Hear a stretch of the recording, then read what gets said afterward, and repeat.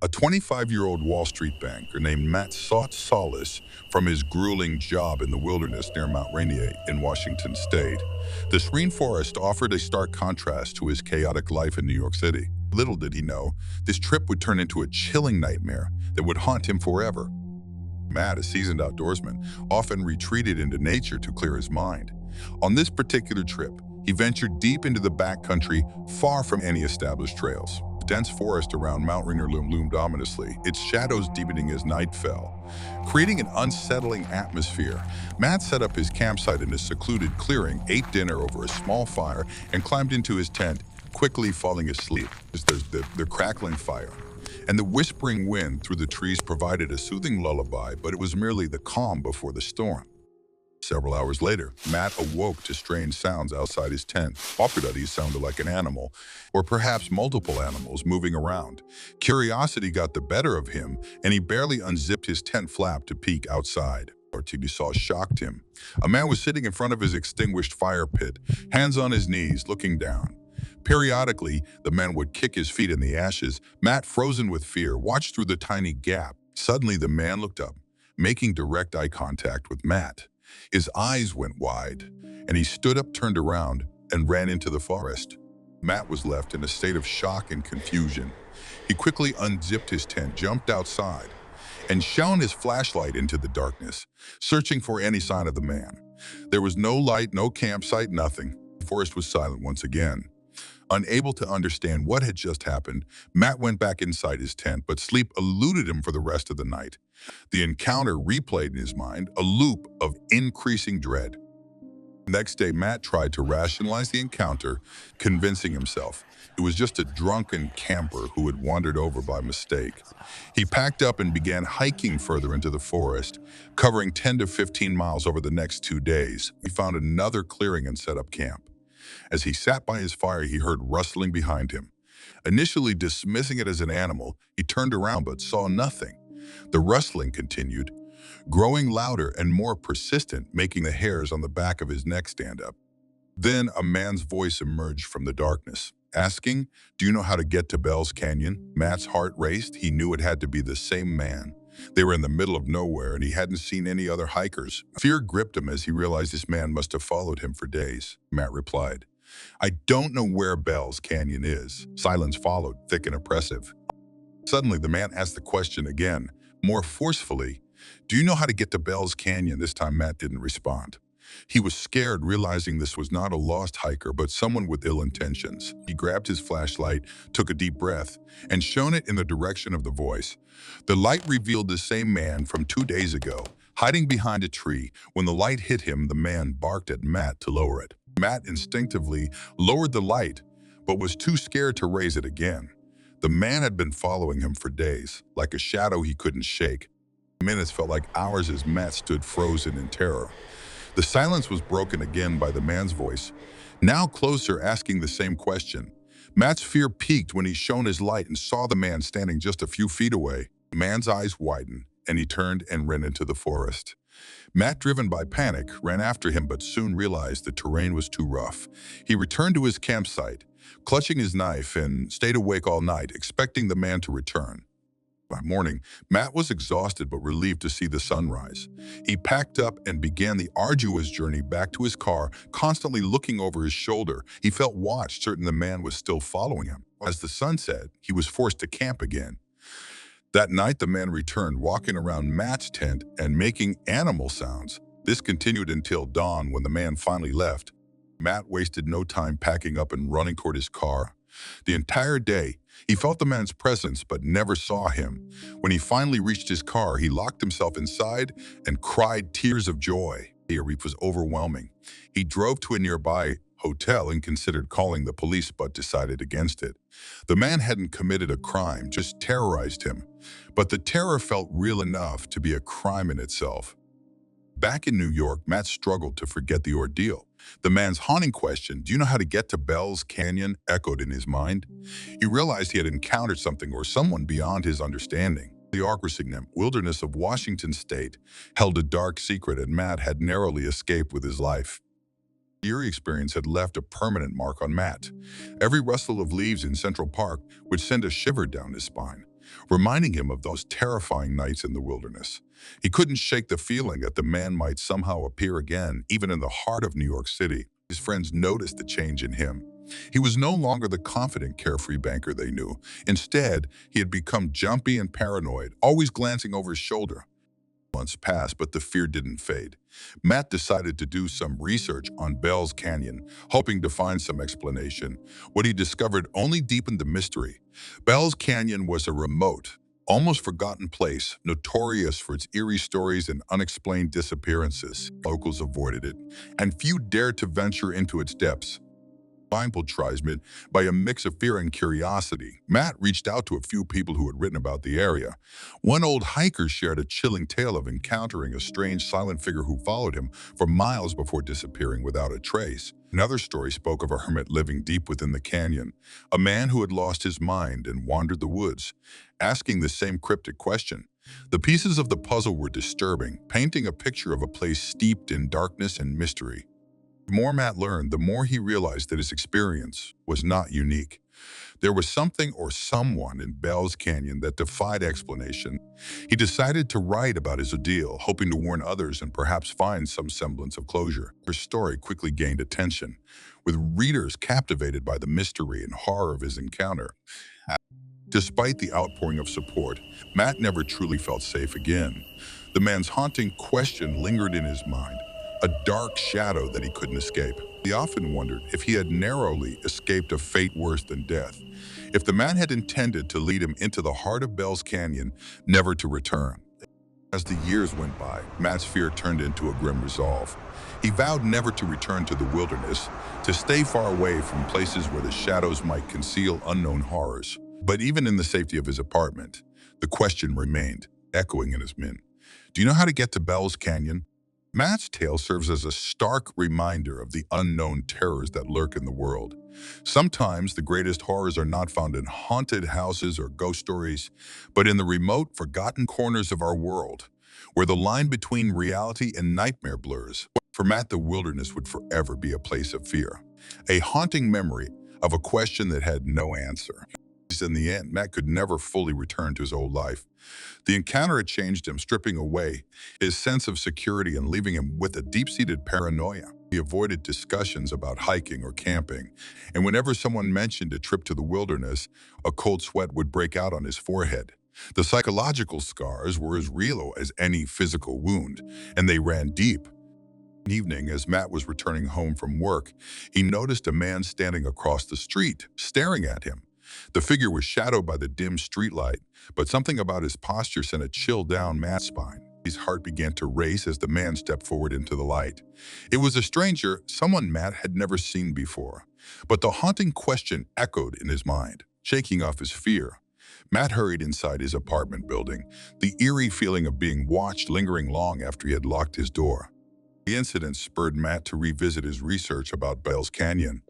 He spent nights combing through old newspaper articles, online forums, and obscure blogs, trying to piece together more information about the mysterious place and its connection to his own harrowing experience. Each new piece of information seemed to deepen the enigma, adding layers to the already terrifying narrative. Matt found stories of other hikers who had reported similar encounters. Some had seen the silent figure, others had heard the same unsettling question. A few had even gone missing, their disappearances chalked up to the dangers of the wilderness, but Matt suspected there was more to it. The common thread in all these tales was the question, do you know how to get to Bell's Canyon? It was as if the canyon itself was calling out, through different voices, to anyone who dared to venture too close.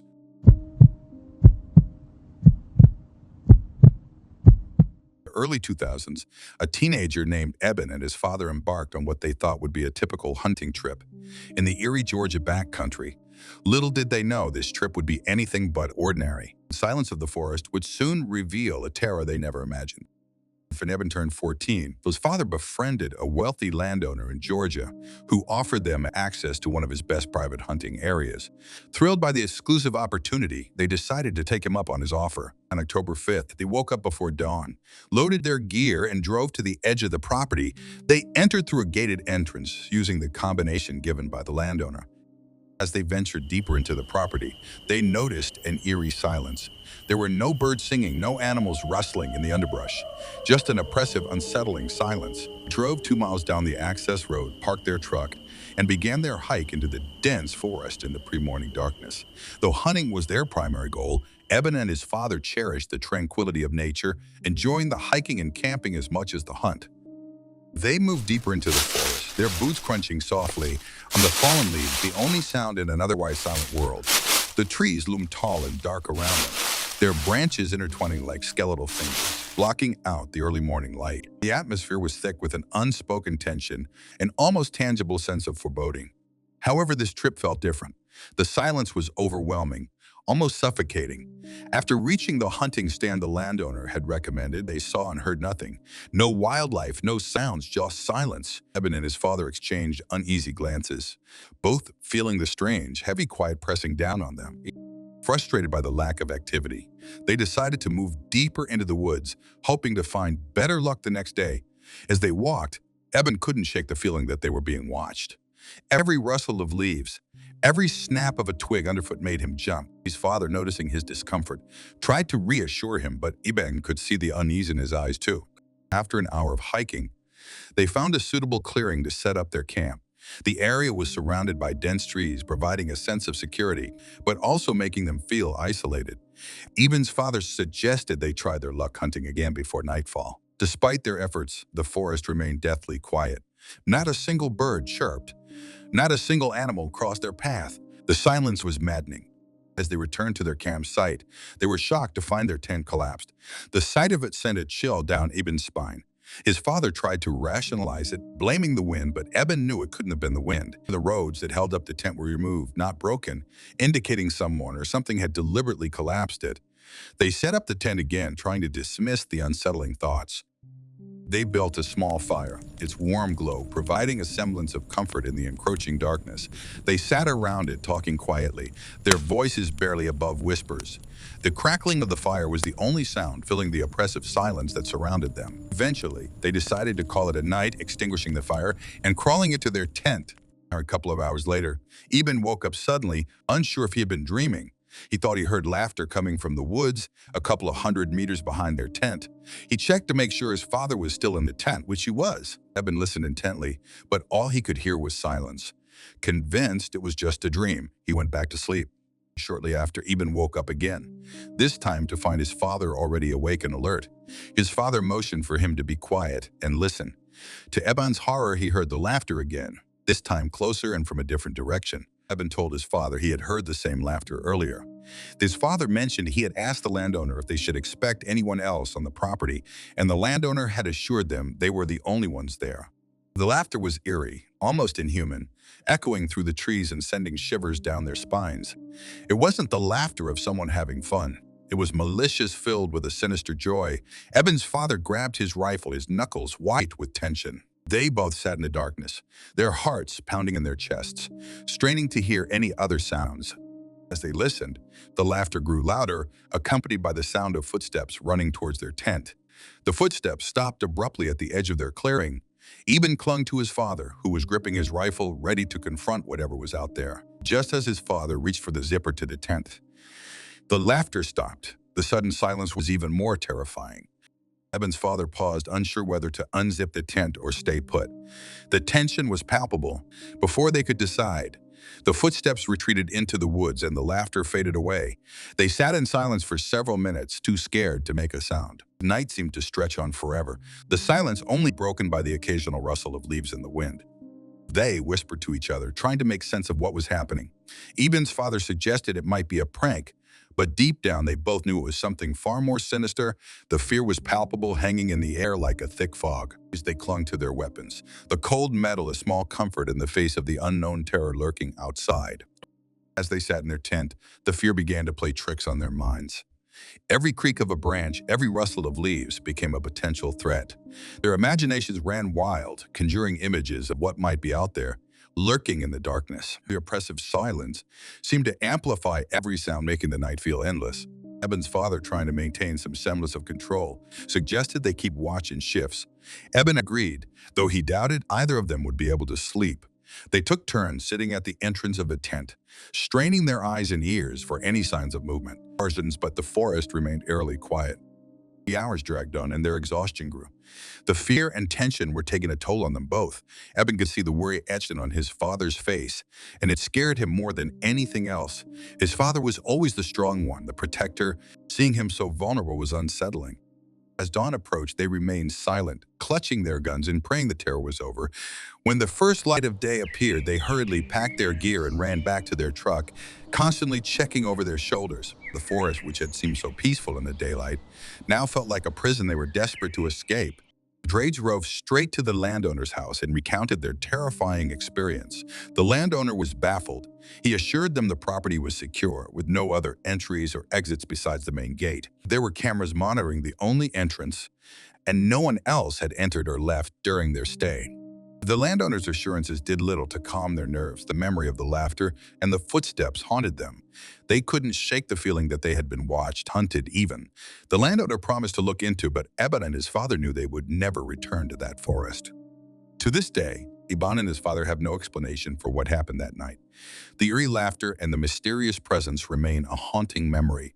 Was it a prank, a figment of their imagination, or something more sinister? The unanswered questions and the fear of the unknown linger in their minds, a chilling reminder of their night in the Georgia backcountry. The experience changed them both. They never spoke of it to anyone else, fearing ridicule and disbelief, but in their quiet moments, when the world was still and silent, they could still hear the laughter echoing in their minds, a sinister reminder of the terror they had faced. Years later, Eben would still wake up in the middle of the night, heart-pounding, convinced he heard the laughter again. His father, too, was never the same. The fear had left a mark on them, a scar that time could not heal. They had faced something in those woods, something beyond their understanding, and it had left them forever changed. Georgia backcountry remains a place of mystery and fear for them, a dark chapter in their lives they would rather forget. But the forest does not forget. It holds its secrets close, whispering them to those who dare to listen. Sometimes on a quiet night, if you listen closely, you might hear the laughter too, echoing through the trees, the chilling reminder of the unknown terrors that lurk in the darkness. The landowner, intrigued and concerned, decided to investigate the property himself. He installed additional security cameras and motion sensors around the perimeter, hoping to catch any intruders or explain the strange occurrences. He even spent a few nights camping in the woods, armed and alert, but nothing unusual happened. The forest remained silent and still, as if it were mocking him. Eben and his father tried to move on, but the experience had changed them. Eben found it difficult to enjoy the outdoors the way he used to. Every rustle of leaves, every shadow cast by the trees made him jump. He became hyper-aware of his surroundings, always looking over his shoulder, always expecting something to jump out at him. His father, once a stoic and fearless man, now found himself plagued by nightmares. He would wake up in a cold sweat, the sound of that eerie laughter ringing in his ears. He tried to rationalize it, telling himself it was just a prank or a figment of their imagination, but deep down, he knew something had happened that night, something he couldn't explain. Guys, and they stopped going on hunting trips altogether. The risk was no longer worth the thrill. Instead, they spent their time closer to home, finding solace in familiar surroundings. But the memory of that night in the Georgia backcountry never left them, as it lingered like a dark cloud, always on the edge of their thoughts. Etymology with the embrace in the story spread among their friends and family despite their reluctance to talk about it. People speculated about what could have happened. Some said it was a group of pranksters trying to scare them. Others believed it was something supernatural. The theories were endless, but none provided any real answers. As the years went by, the landowner eventually sold the property, unable to shake the feeling that something was wrong with the land.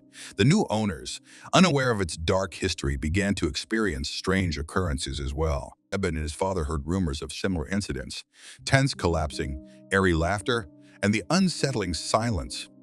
The legend of the Georgia backcountry grew, turning into a local ghost story that parents would tell their children to keep them from wandering too far into the woods. But for Eben and his father, it was more than just a story. It was a reality they had lived through, a nightmare they couldn't wake up from. Despite the passage of time, the fear never truly faded. Eben often wondered what they had encountered that night. Was it a warning, a malevolent spirit, or something else entirely? He knew he would never have the answers. And maybe that was for the best. Some mysteries were better left unsolved. In the quiet moments, when he was alone with his thoughts, Eben would think back to that night. The laughter, the footsteps, the oppressive silence, it was all burned into his memory. He had faced his own fear of the unknown and survived. But it had come at a cost. The innocence of his youth was replaced with a cautious wariness, a constant vigilance. His father, too, carried the burden of that night. The strong, unyielding man had been humbled by the experience, forced to confront the reality that there were things in this world beyond his control. They had both learned a valuable lesson about the fragility of safety and the unpredictability of. Eben found solace in writing about his experience, turning his fear into stories that captivated and terrified others. It was his way of coping, of making sense of the senseless. He became a storyteller, sharing tales of the unknown, the mysterious, and the frightening. His stories resonated with people, striking a chord with those who had their own brushes with the unexplained. Taste often included a disclaimer in his tales. Based on a true story, it added an extra layer of terror, knowing that what they were reading had actually happened. He never mentioned his own involvement, keeping that part of the story private, a secret shared only with his father. Georgia backcountry remained a place of mystery and fear, its dark reputation growing with each retelling of Eben's stories. The forest held its secrets close, whispering them to those who dared to listen. Sometimes, on a quiet night, if you listen closely, you might hear the laughter too, echoing through the trees, a chilling reminder of the unknown terrors that lurk in the darkness. In the end, Eben and his father never returned to the Georgia backcountry. They moved on with their lives, carrying the memory of that night with them. The experience had shaped them, changed them, and they knew they could never go back. Lion in the forest had taken something from them, something intangible but significant. It had shown them the true meaning of fear and the fragility of their perceived safety. Eben continued to write, his stories gaining popularity and acclaim. He used his platform to remind people of the mysteries that existed in the world, the things that defied explanation. His work became a tribute to the unknown, a way of honoring the experience that had so profoundly affected him. As for his father, he found peace in his family, finding comfort in the familiar and the known. The nightmares eventually faded, replaced by the warmth of his loved ones and the stability of routine versus the pace. But every now and then, in the dead of night, he would wake up and listen to the silence, half expecting to hear the laughter once more. The story of Eben and his father serves as a reminder that the world is full of unknowns, that there are places where the rules of reality don't seem to apply. It is a testament to the enduring power of fear and the impact it can have on our lives. Their tale is one of survival, of facing the inexplicable and coming out the other side changed but alive. Georgia backcountry still stands, a silent witness to the events that transpired. It holds its secrets close, whispering them to those who dare to listen. And so the legend lives on. A chilling reminder of the night Eben and his father faced the unknown and survived.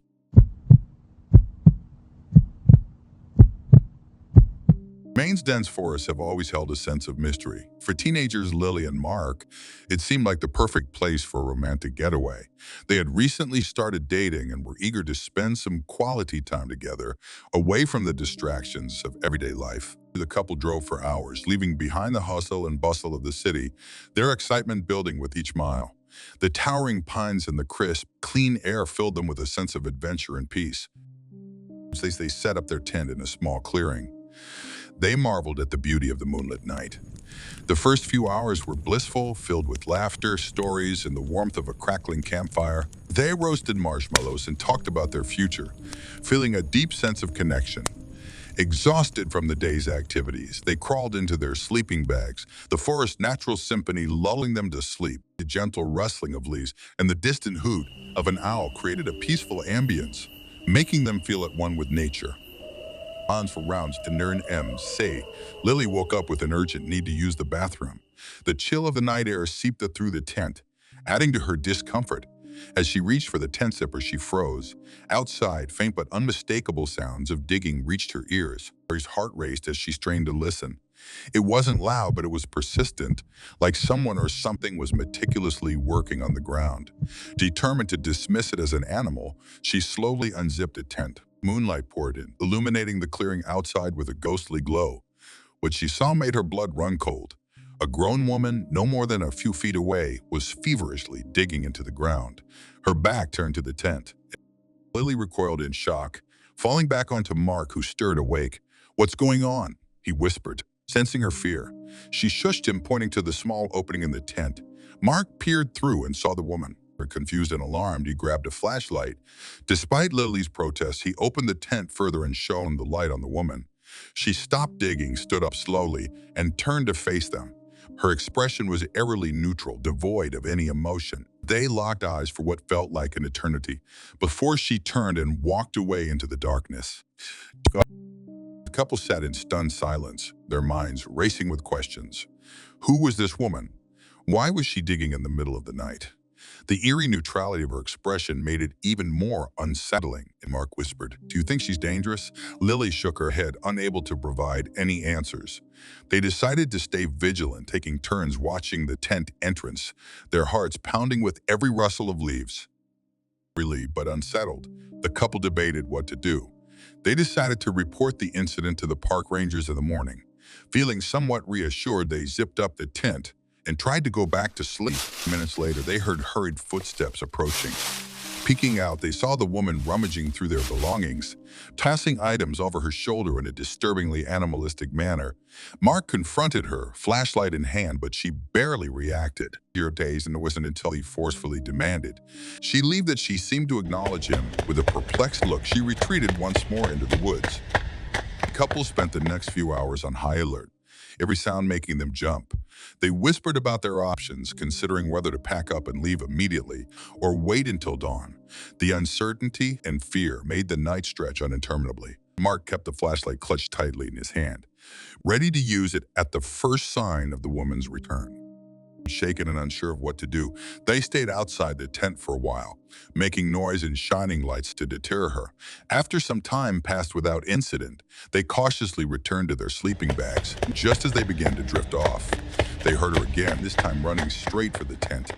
She returned to her digging spot, her movements frantic and desperate. Furious, Mark and Lily confronted her, yelling for her to leave. The woman looked at them with a mix of confusion and fear before fleeing into the forest, her movements wild and erratic. Their nerves were frayed, and sleep was impossible. They huddled together, drawing strength from each other's presence. The woman's inexplicable behavior had them both terrified and baffled. Lily whispered, "What does she want? Why is she doing this?" Mark could only shake his head, the sense of helplessness growing with each passing moment.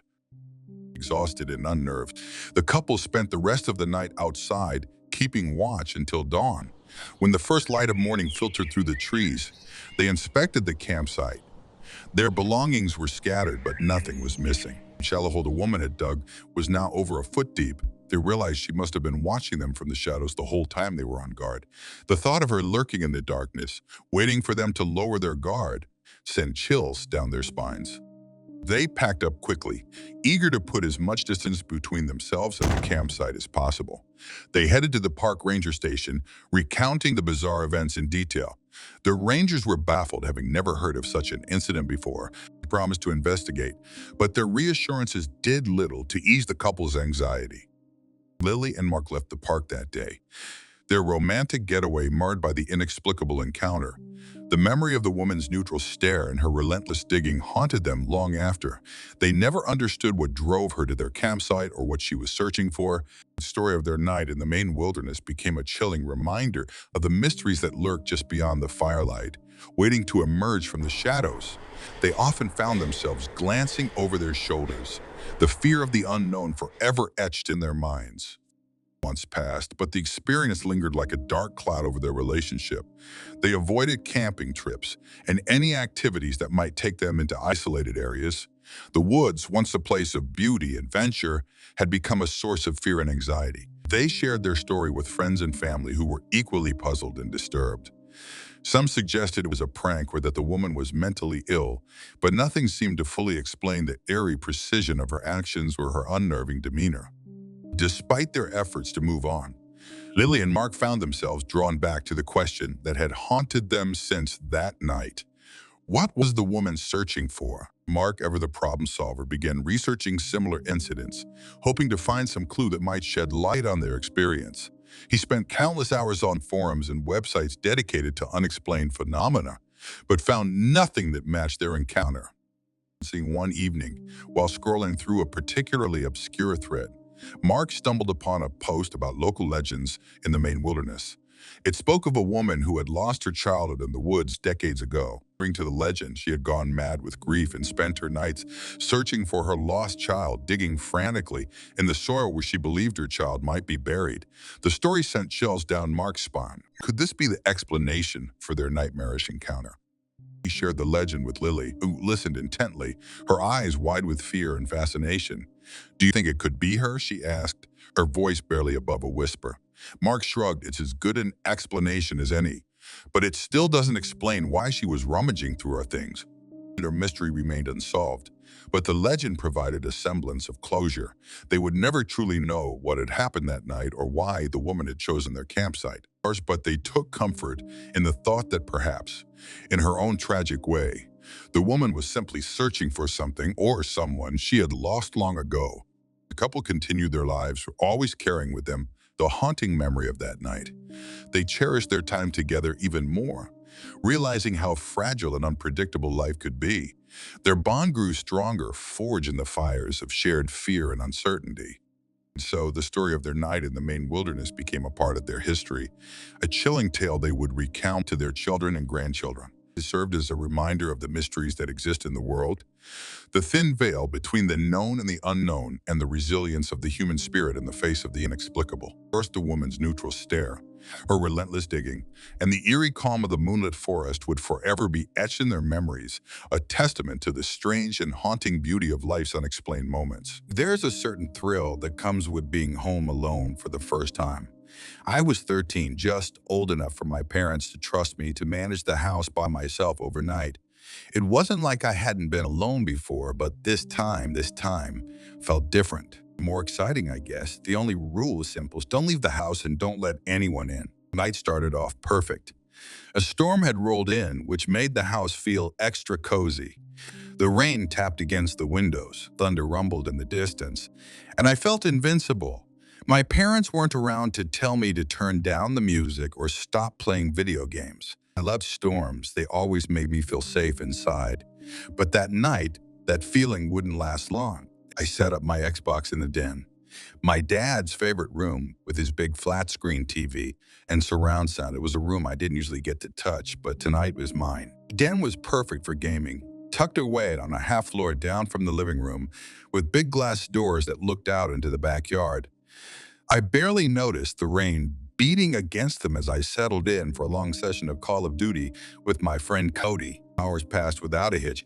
I was lost in the game, laughing and chatting with Cody. The storm outside only added to the atmosphere. Then, out of nowhere, the doorbell rang. I paused the game, confused. It was late, well past 9. Who could be here at this time? I told Cody, and he laughed it off, saying it was probably nothing. But curiosity got the better of me.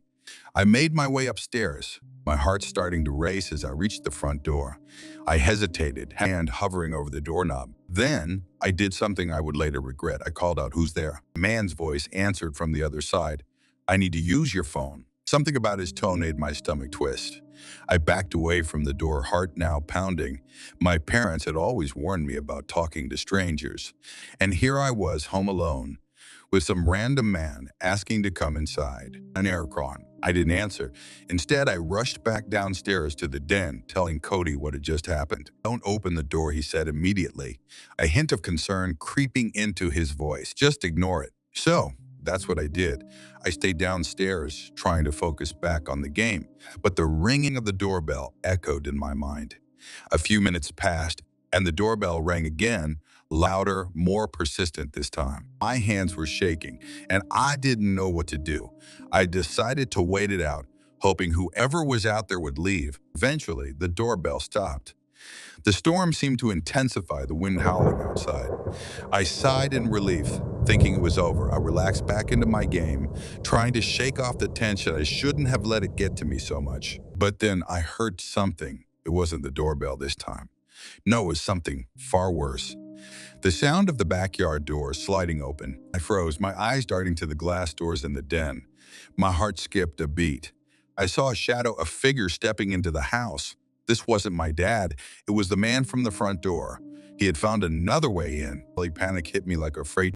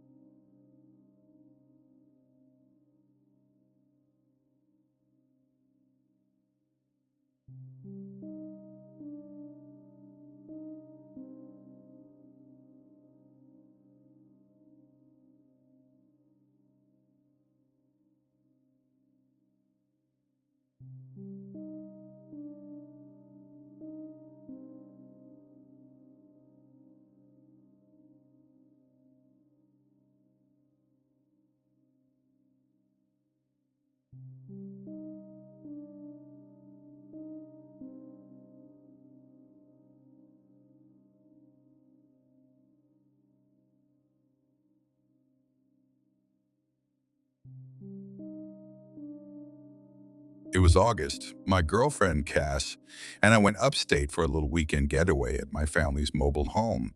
It's not huge, just 600 square feet with one bedroom, a pull-out couch in the living room, one bathroom, and a small kitchen. But we've always called it luxury camping. Remember, it has running water, electricity, and a toilet, so despite being remote, it feels comfortable. We usually head up here when we want to get away from the city and enjoy some peace. There's plenty to do too.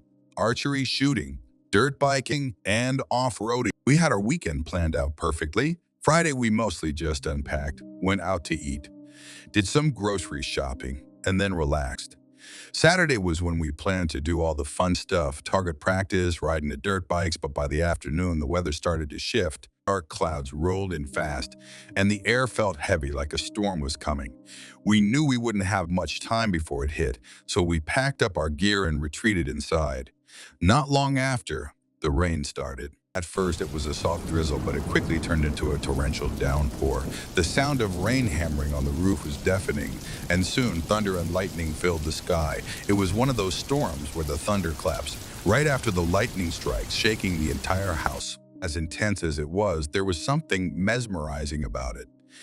Cass and I decided to sit on the deck under the canopy, watching the storm unfold. The view was incredible. Long bolts of lightning lit up the night sky, the thunder booming almost instantly after. While we were sitting there trying to enjoy the chaos of the storm, we heard something strange. It wasn't the wind or the rain. It was a voice, faint at first, but loud enough to catch our attention. It came from somewhere in the woods. Cass looked at me, her face confused. "Did you hear that?" Okay. she asked. I nodded, my stomach tightening. The mobile home is remote. There shouldn't have been anyone else out here, especially not during a storm like this. I stood up, curiosity getting the better of me, and walked to the edge of the deck. Once the wind blew, raining under the canopy, soaking me as I tried to peer into the darkness.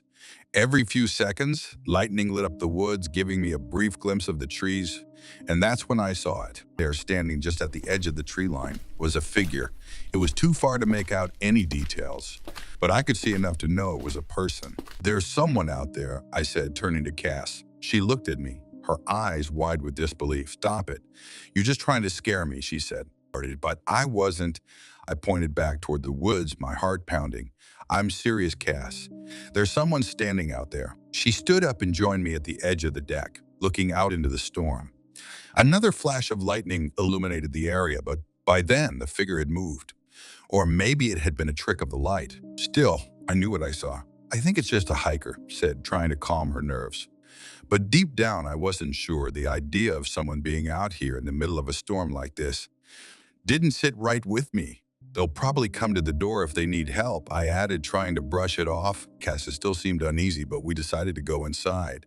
I locked the door behind us, but curiosity kept gnawing at me.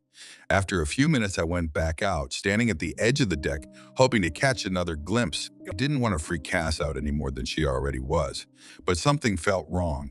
I scanned the woods, the rain soaking me as I waited for the next flash of lightning. And then it happened. In the brief, blinding light, I saw the figure again.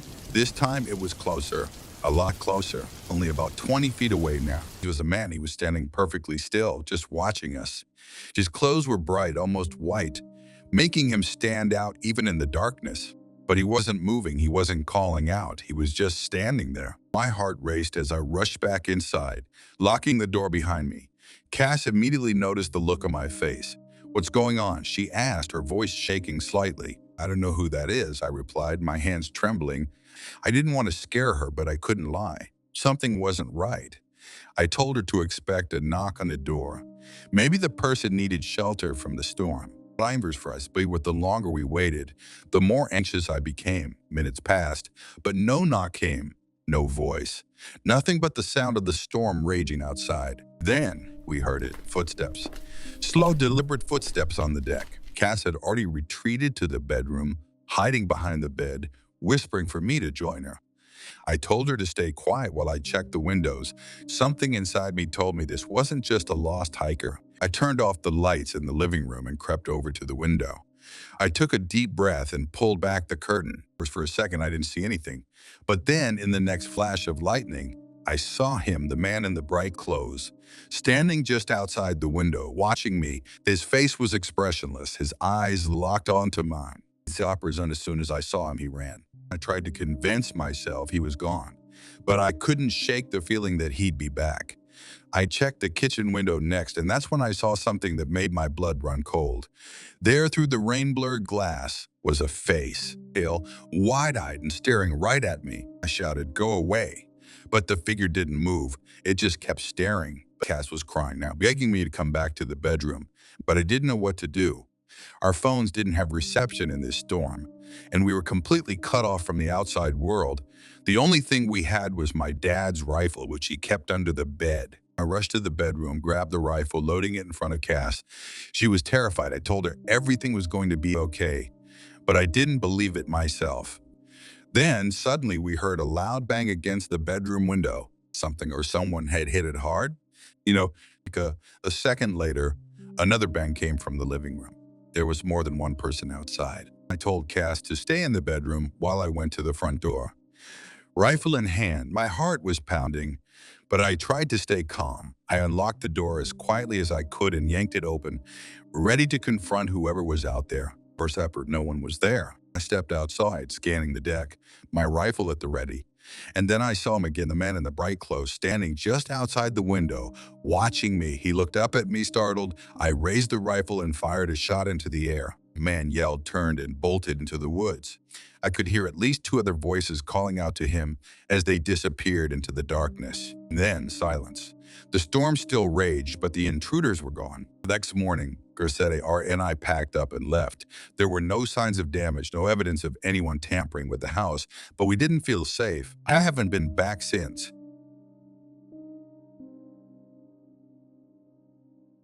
Never thought in a million years that anything truly horrific would ever happen to me. I'm just an average person living a pretty uneventful life. My days are so ordinary that anything out of the ordinary would be, well, extraordinary. Maybe that's why I was always okay with watching creepypasta videos and listening to true horror stories on YouTube. They were just stories, something to make my nights a little more interesting. But after what I went through, those stories have taken on a whole new meaning. We said it around 4 or May and them, so I can't be sure.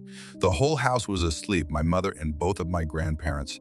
For the past couple of months, we've been getting at least one major thunderstorm a week, and this night was no different. The storm had started earlier, bringing with it the kind of wind that always creeped me out. There's something unsettling about how the wind can be soft one moment and deafening the next. That unpredictability always sent chills down my spine. This night's storm was one of the worst we'd had in a long time. It sounded like rocks were pelting against my window, but I was enjoying the chaos while browsing Reddit, as I often did when I couldn't sleep. Then, without warning, the power went out. The room plunged into darkness in the blink of an eye.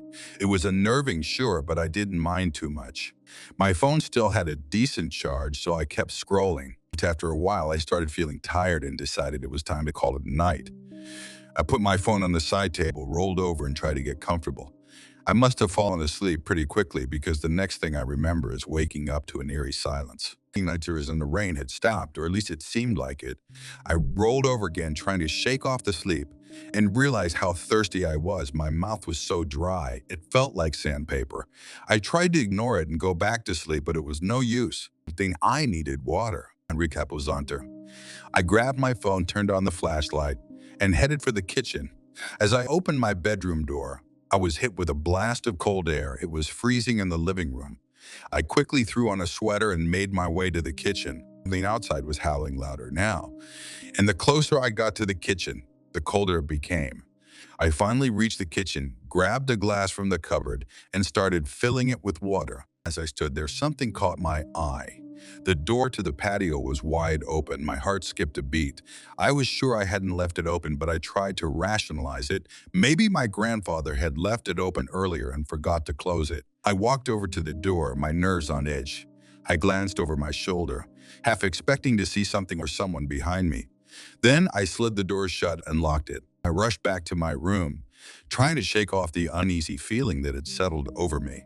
I closed the door behind me, placed a glass of water on the side table, and climbed back into bed. But something inside me wouldn't let go of the idea that there might be someone in the house. I got out of bed again and moved a chair from my desk to block the door. Then I checked the closet just in case. I finally laid back down, this time leaving the flashlight on as a makeshift nightlight. I tried to calm my racing thoughts, but just as I was starting to relax, I felt it. A slight bump coming from under my bed, followed by the creak of the bed springs. My heart stopped. I realized, with a sickening sense of dread, that I hadn't checked under my bed. I leaned over the side, my stomach churning, and peered underneath. My breath caught in my throat as I saw her.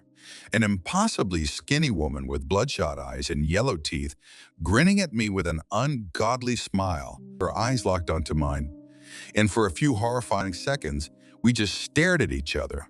Then she let out a cackle, a laugh that echoed in my mind like the shriek of a banshee. Holy panic surged through me, and I bolted out of bed, flinging the chair aside as I sprinted down the hall to my grandparents' room. I banged on the door, calling for my grandfather. He was out in seconds, a gun in his hand, something I didn't even know he had. He got me rushed back to my room, my grandmother following close behind. Just as we reached the door, we saw a white figure darting away from the bedroom window. My grandfather fired a shot, more as a warning than anything else. Very important, the woman was gone. He didn't call the police. What could they do? We didn't have security cameras, and we had no idea who she was or what she wanted. All I know is that she was dangerously ill, and something had drawn her to my room that night. We're installing locks on all the windows and doors next week, but the damage is done. I'll never forget the look in her eyes, the sound of her laugh. It's a reminder that no matter how safe you think you are, bad things can still happen. And sometimes the monsters aren't just in stories. They're real, and they're closer than you think.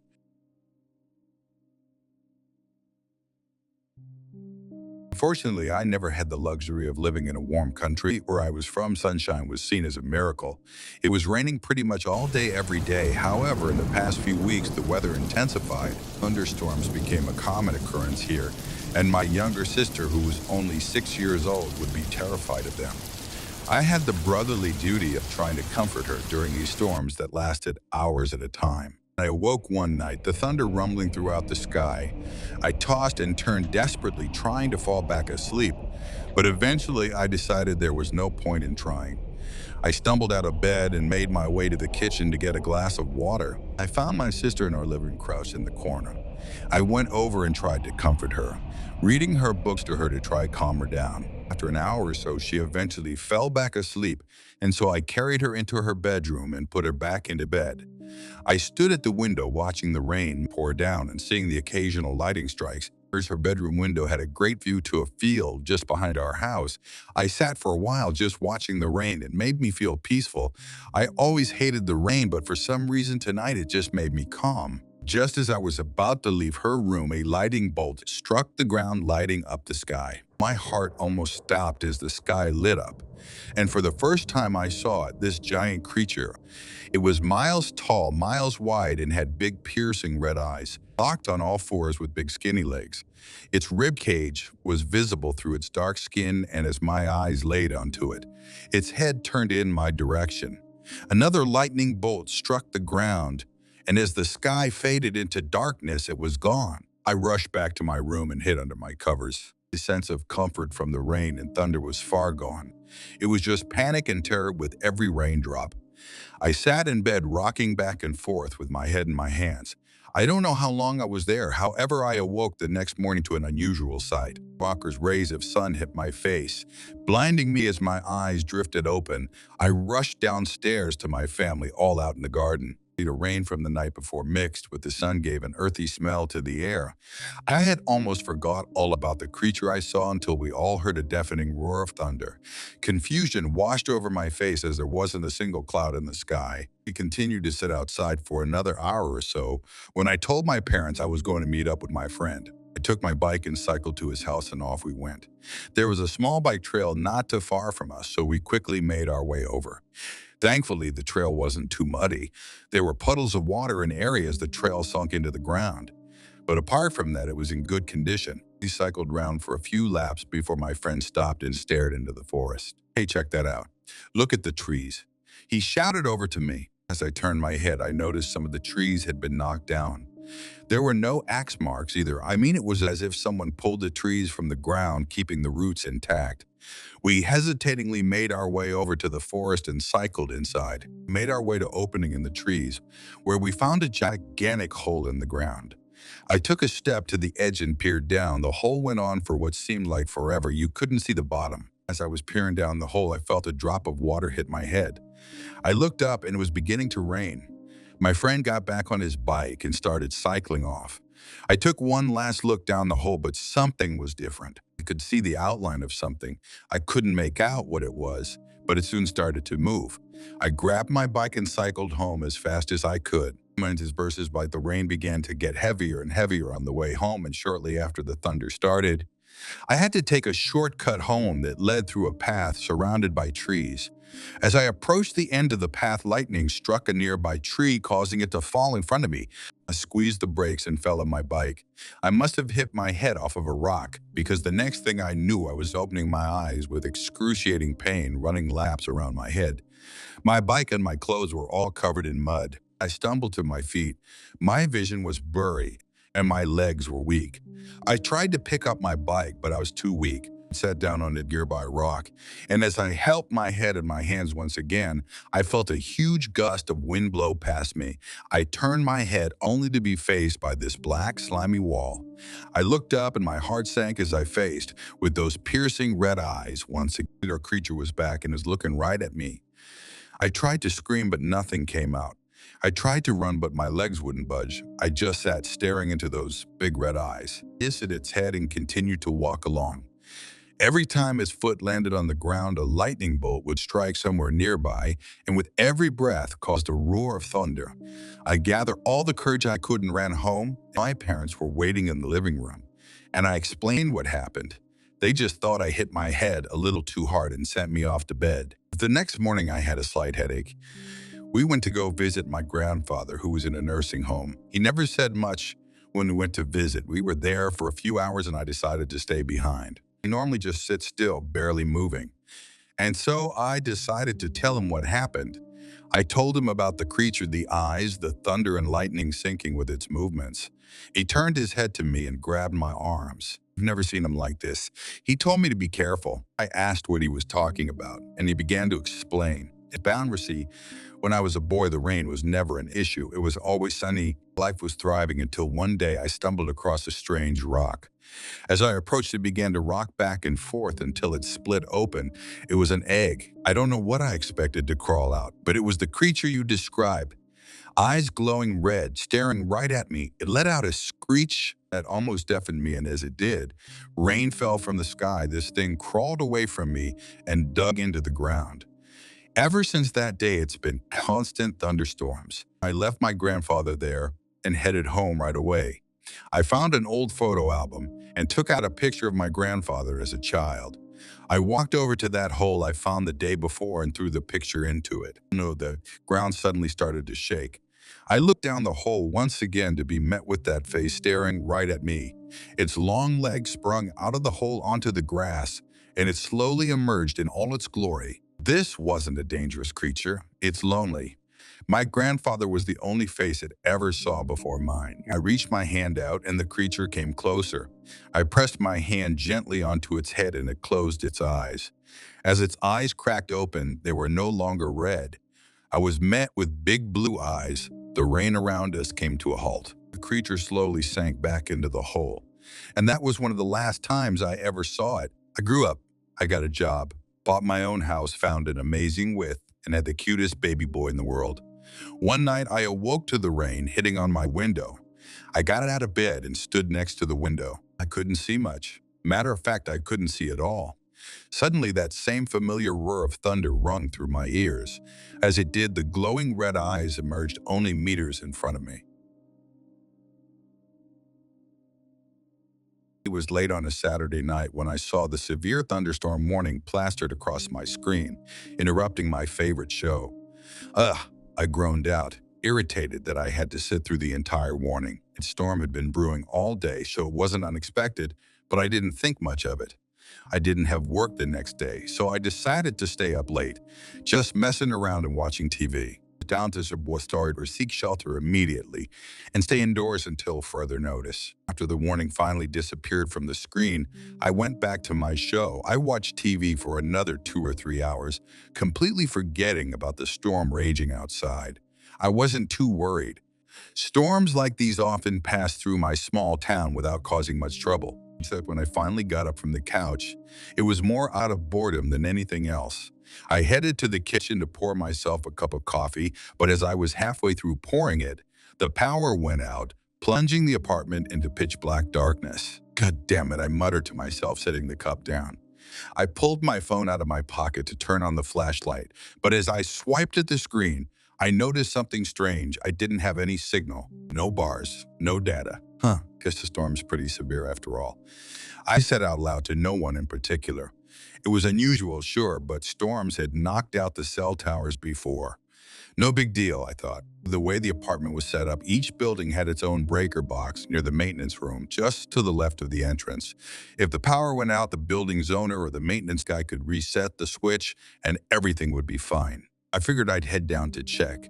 When the power might be back, I grabbed my keys, shoved my phone into my pocket, and made my way out of the apartment.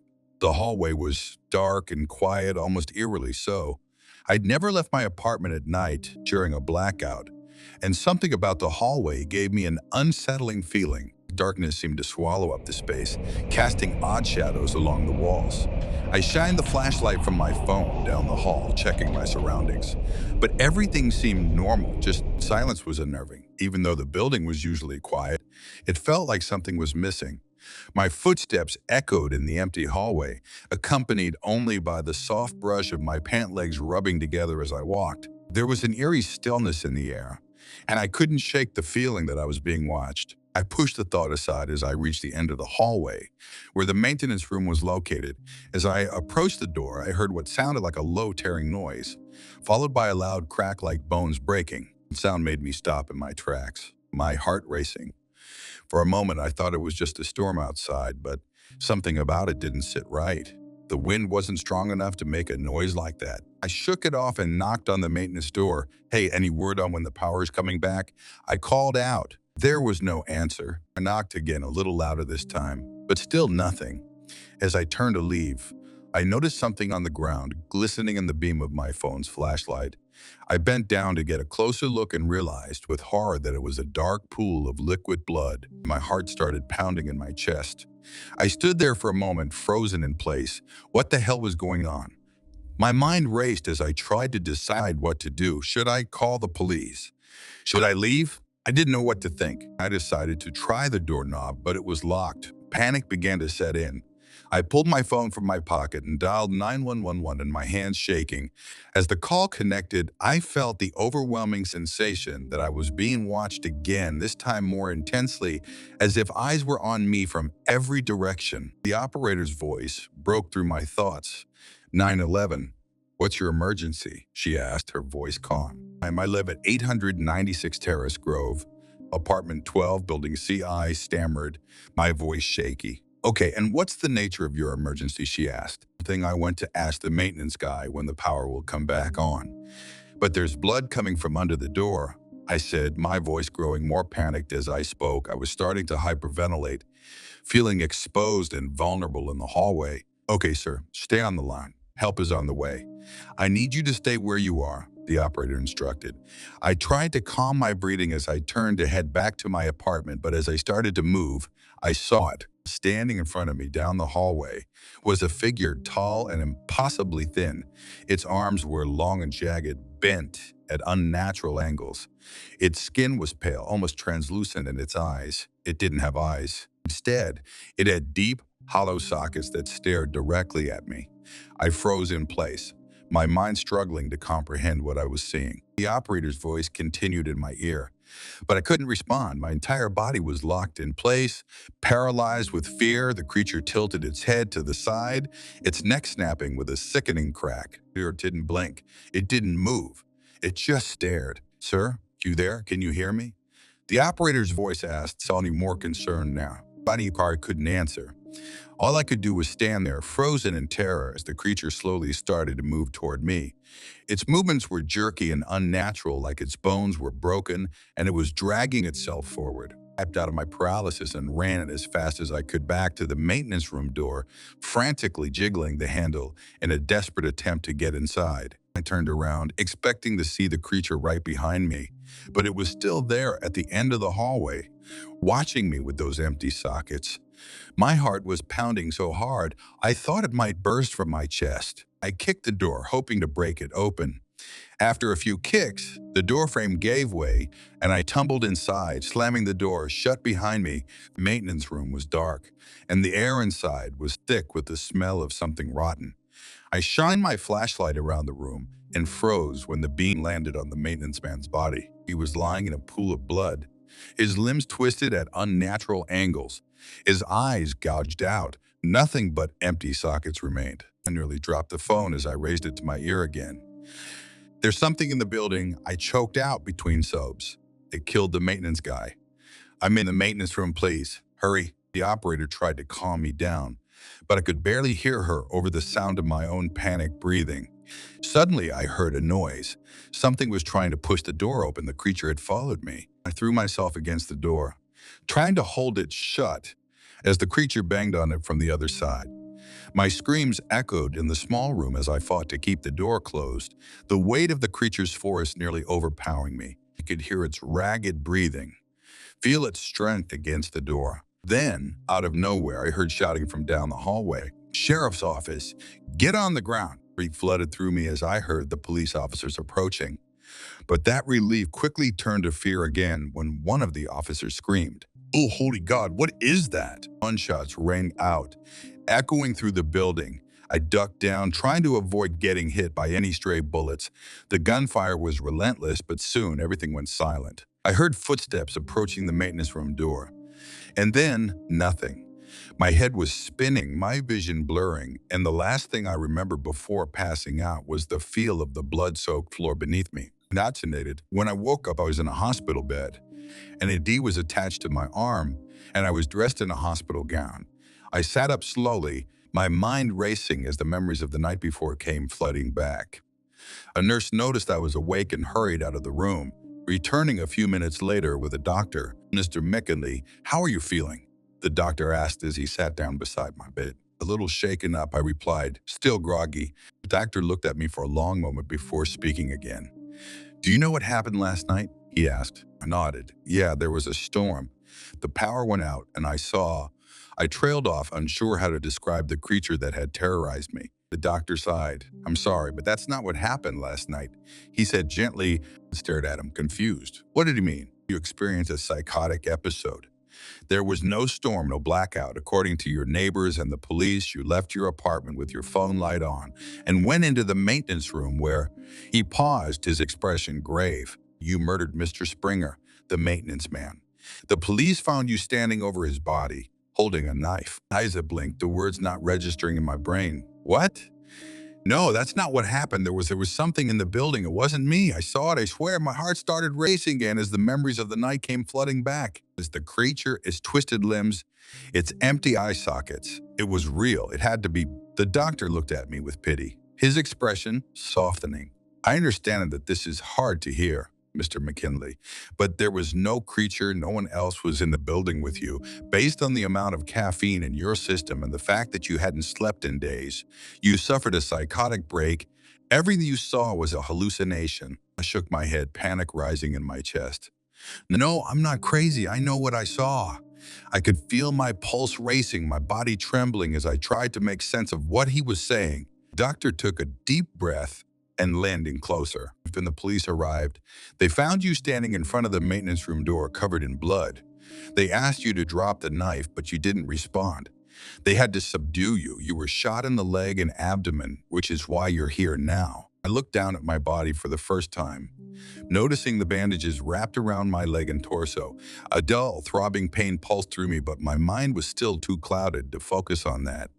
The room started spinning again as the doctor's words sank in. Disargue yourself, this doesn't make any sense, I whispered. I know what I saw. Dr. Seiden stood up, placing a hand on my shoulder. I'm going to let you rest for now. We'll have a counselor come speak with you in the morning. He gave me one last sympathetic look before walking out of the room, leaving me alone with my thoughts. I stared at the door for what felt like an eternity, trying to wrap my mind around everything he had said.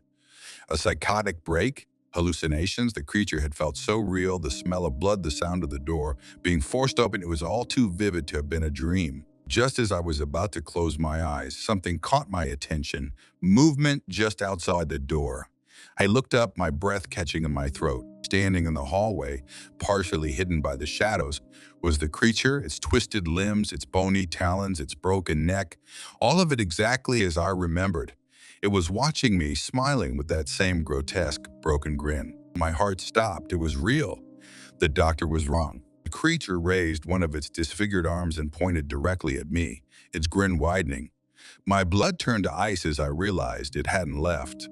It had followed me here. No one would believe me.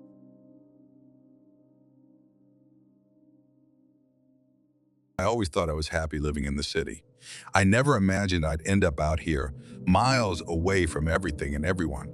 If Leo hadn't put me in the hospital after finding me, I never would have considered it. If Ray hadn't been there when it happened and come to my rescue, I wouldn't even have known about this option. Even with all the charges against Leo, the court only gave him 1 year behind bars, or rather, they gave me 1 year of safety. I worked with battered women, helping them relocate and start over in new places. When he realized that this was the 4th time my ex had tracked me down, he offered to do something more than just help me move. He explained that his uncle owned a cabin far off the beaten path that wasn't being used. It was built around the late 1800s or early 1900s.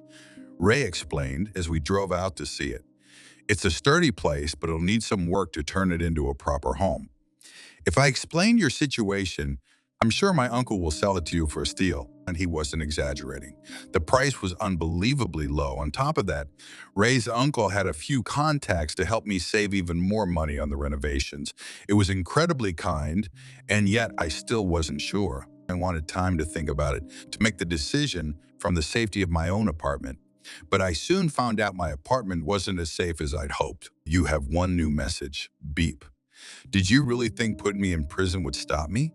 Hope you enjoy the gift I left for you. Beep. I froze. Panic shot through me. I ran into the hall and screamed for Ray, my voice cracking with fear. Ray came rushing back, pushing past me to check the apartment while I stood in the hallway trembling. In the middle of my bed was Leo's gift.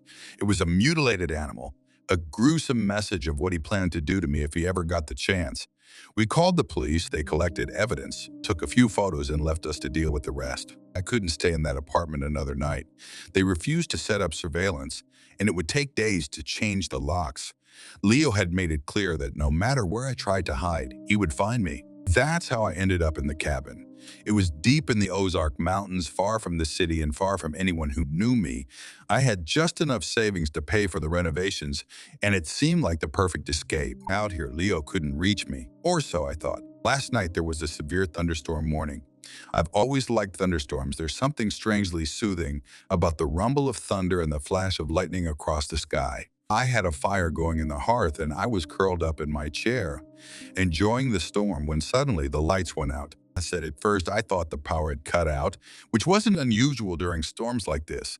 I figured I have to call someone in the morning to reset the solar panels. But then I noticed something odd. I could still hear the hum of my fans. The power hadn't gone out after all. That's when I heard it. The sound pierced through the darkness, a scream sharp and jagged like a knife. It sounded like a woman's scream, but there was something wrong with it. The pitch was off, fluctuating like an animal's howl as it echoed through the trees. And I froze. I had never heard anything like it before. No one in town had mentioned anything about strange sounds in the woods. I've been living here for weeks, and I hadn't noticed anything unusual. Could this be why the property had been so cheap? The scream faded, and I started to relax, thinking that whatever it was had moved on. But just as I began to breathe again, there was a knock at the door. "Hello, Marcy, did you miss me?" Leo. I hadn't heard his voice in months, but there was no mistaking it. He had found me. How? I had taken every precaution, my heart raced, and I pressed my back against the wall, trying to stay as silent as possible. Leo started pounding on the door, so hard it rattled in its frame. Every few minutes, he would stop and scrape something against the wood, a knife, most likely, and demand that I let him in. Tears streamed down my face as I tried to stifle my sobs. Ari told me I was going to die. I knew it. I couldn't call the police. I lived too far out. By the time they arrived, it would be too late. Mio kept pounding, shouting, taunting me. Like every time I thought he was gone, he'd start again. This time closer, as if he knew where I was hiding. I lost track of time. The night felt endless. My fear clawed at my throat. My hands shook so hard I thought I might scream. Then, as the first light of dawn began to filter through the trees, I realized that Leo had stopped. The pounding had finally ceased. That's when I heard the scream again. The same howl from earlier, but this time louder, more frantic. It echoed through the trees, growing closer and closer. Even Leo seemed disturbed by it. He fell silent as the howls reached a fever pitch, so loud I had to cover my ears. By morning, I was a wreck. I called Ray, my voice shaking with rage. I accused him of helping Leo find me, of setting me up. I told him how Leo had been outside my cabin all night, demanding I let him in. Ray stammered, trying to defend himself, but I didn't give him the chance. I hung up before he could say another word. I called the police next, demanding to know how Leo had been released early. "That's impossible, ma'am," the operator said. "Leo is still in his cell." My blood ran cold. My phone slipped from my hand. Leo was still in prison, but I hadn't imagined what had happened last night. The scratches on the front door were proof of that. Deep gugas carved into the wood where someone had tried to break in. Blinded to sight of it, when I went outside, the prints in the yard weren't human. They were too big, too large to belong to Leo or anyone else. I spent hours on the internet searching for anything that could explain what had happened. I couldn't find a single creature that could mimic a human voice, let alone one large enough to make the tracks outside my door. Desperate for answers, I called the local library. "Hello, this is Heather at the county library. How can I help you?" I told her about the screams I had heard in the night, and she chuckled softly. "Sounds like you met our howler," she said. "Come by tomorrow, and I'll help you look up more information. For now, you should get some sleep. You sound exhausted." I agreed, though sleep was the last thing on my mind. I can't stop thinking about last night. What kind of creature could mimic Leo's voice? And what was it doing outside my cabin? Whatever it wasn't human. And it's not done with me yet.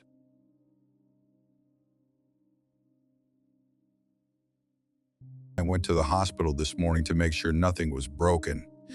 Thankfully, my bones were just bruised.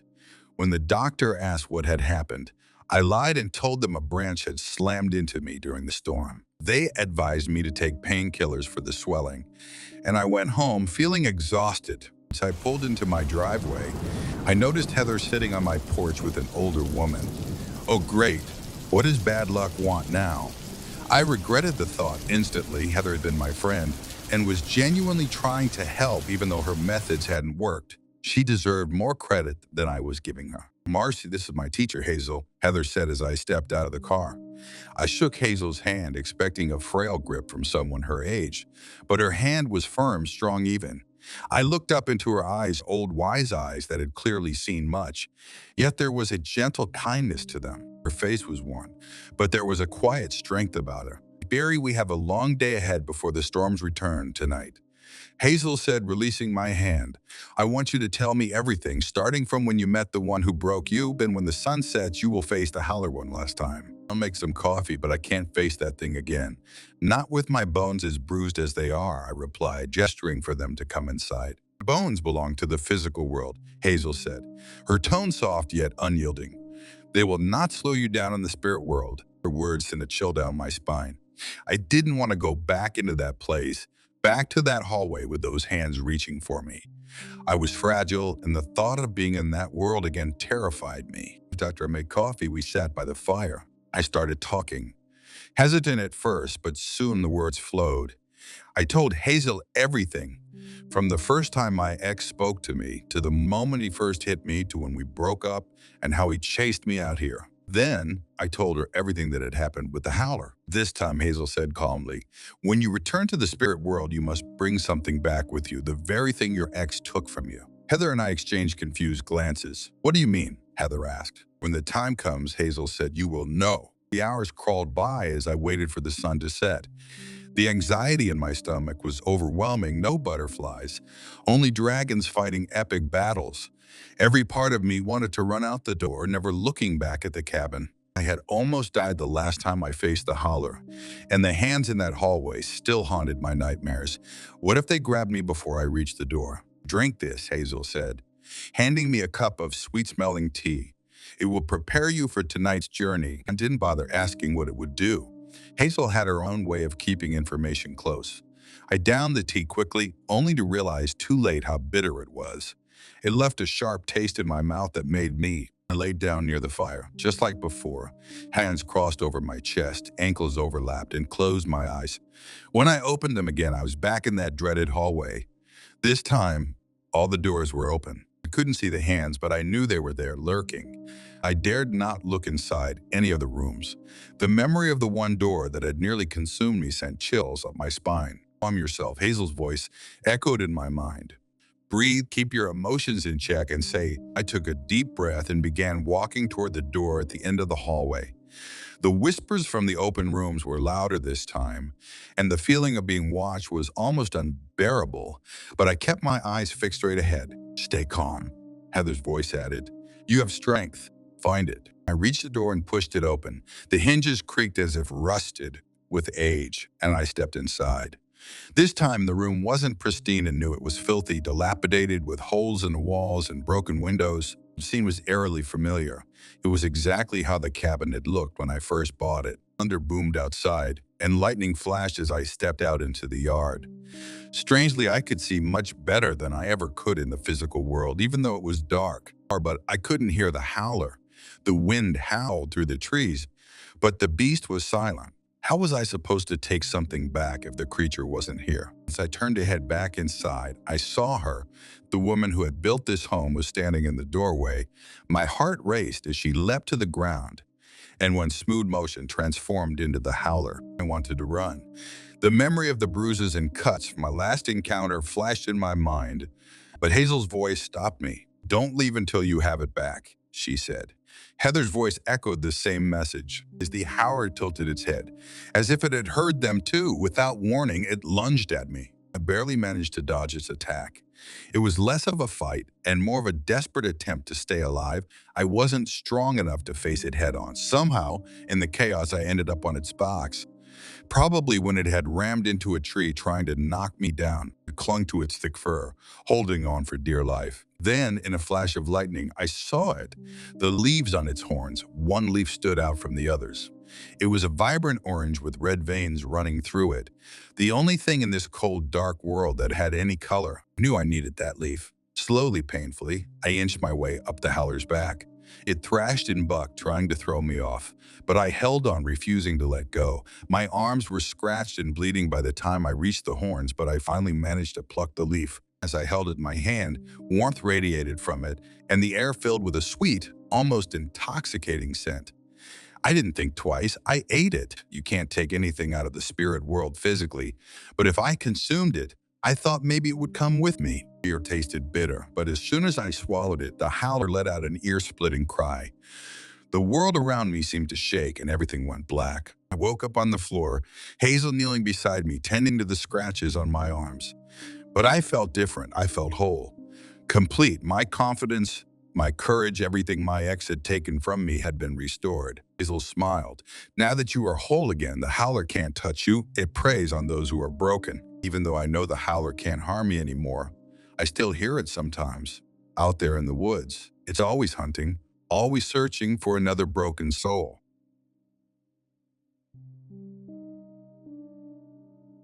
I have good news and bad news. Remember when I called the prison, freaking out because I thought my ex was outside my house during that thunderstorm, only to find out he was secure in his cell? Well, because of that call, the prison dismissed my testimony as unreliable and let him out early. But that's not even the worst part. In my last post, I told you about the howler pretending to be my ex to get inside my house. The good news is it wasn't the howler, it was actually my ex. The bad news is the police listed me as a suspect in his murder until the coroner's report came back this morning. It confirmed he'd been mauled by a wild animal. Then I spent most of today in an interrogation room. I knew they wouldn't believe anything about the howler, so I had to be careful.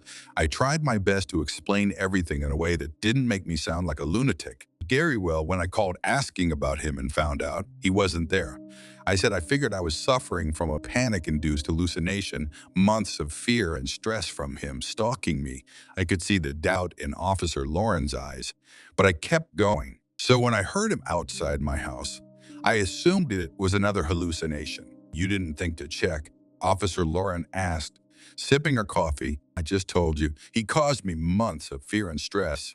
I wasn't about to open the door. If he'd really been there, I'd be dead by now. I knew I sounded frantic, but I couldn't help it. I was terrified they charged me with manslaughter. The officer leaned back in her chair and stared at me in silence for what felt like forever. Then she stood up, left the room, and didn't return for hours. When she came back, she was holding a thick folder. "This is every complaint you filed against the deceased in the last 3 years," she said, flipping through an impressive stack of papers and photographs. Evidence of damage, threats, and harassment. Recognized my own statements, those from my neighbors, friends, and even random witnesses who had seen his outbursts. "I guess we don't need this folder anymore," Officer Lawrence said with a smirk. "I'm not sure I believe your hallucination story even after your call last week. But I understand why you thought that way." She winked at me. "Go home. This man will never bother anyone again. And all charges against you are being dropped." In fact, when I got home, I found a voicemail waiting for me. I almost couldn't bring myself to play it, afraid of what it might say. But it wasn't from Leo. It was from Heather, the librarian. She had an idea, one she'd heard from a campground manager, and she wanted me to try it out that evening. I didn't have anything else going on. So after working on a few transcription commissions, I agreed to meet her. As the sun began to set, Heather arrived, breezing into my house without knocking. I guess that's how things work in small towns. He was holding a shirt, a bizarre creation with trinkets, herbs, and tiny gemstones sewn into it. "One put this on," she said. "Wait until the howler gets close, then charge at it. That should chase it away." I was skeptical, to say the least. My ex was dead, so there was nothing keeping me here. I could move back to the city, rent the cabin out, and pretend none of this ever happened. But Heather wasn't having it. She insisted that people never followed the rules. And unless I did something about the howler now, I'd never have peace. So, reluctantly, I put on the ridiculous shirt and waited, seeing the storm rolled in late around midnight. Heather and I sat inside, sipping whiskey for a bit of liquid courage. I didn't think it would be enough, but when the time came, I forced myself to step out onto the porch, determined to at least look brave. All the wind howled, and the rain pounded down in sheets. I couldn't see anything beyond the first few feet in front of me. There was no way a bonfire would survive in this weather, and the storm had knocked out the electricity, as usual. Harsher, but then I heard it. The howl, it sounded impossibly close. Like it was right beside me, my blood turned to ice. I told myself it was still far away, that it just sounded close because of the storm. But my heart didn't believe me. My hands shook and every nerve in my body screamed for me to run. I turned back toward the house, catching a glimpse of Heather in the doorway, giving me an encouraging nod. I forced myself to take a step off the porch. Another howl, further away this time, but growing louder. Closer, I stood a few meters from my house, waiting, my heart hammering in my chest. The wind carried a voice toward me, a low guttural hiss. "Mark, seksai kumarpide." I turned in the opposite direction of the voice and saw it. The howler, at first it was just a dark shape, a large black mass looming in the rain. Then a flash of lightning illuminated the creature. It looked like some twisted combination of a bear and a panther with sleek, powerful limbs and a thick coat of dark fur. White horns curled from its head, tangled and bramble-like, with leaves growing from the tips. I blinked, trying to adjust my eyes back to the darkness. The howler and I stared at each other for a moment, then took a step toward each other. "Leave my house," I shouted, my voice shaking. "I want to be left in peace." "No peace. Never peace," the howler snarled. Then, without warning, it charged. I ran. The shirt was supposed to repel it, but the howler wasn't turning away. It was gaining on me fast. I sprinted toward the door, my feet slipping in the mud as the rain pounded down harder. I was halfway to the steps when something slammed into my back, knocking me to the ground. I scrambled to my feet just as a paw slammed down where my head had been. My back burned with pain, but I didn't stop. I bolted toward the steps, hearing fabric tear and feeling the sharp sting of claws on my skin. I leapt onto the porch, but my foot slipped, and I hit the ground hard. Tuck and roll. Tuck and roll, I told myself, managing to push myself to my feet. Heather slammed the door shut behind me just as the howler's massive form crashed into it. First time playing his eyes rushed over, locking the door as quickly as I could. My heart was pounding in my chest and my hands were shaking. "This might have worked for your campground manager, but I don't think it's going to work here," I panted, pressing my back against the door. Heather smirked. "Got a better plan?" I didn't. Not yet, but I knew one thing. Whatever the howler was, it wasn't going to stop. I could hear it pacing outside, its claws scraping against the wood of the porch. Tomorrow, we'd have to start researching. There had to be something we could do to get rid of it for good. But for tonight, all we could do was wait.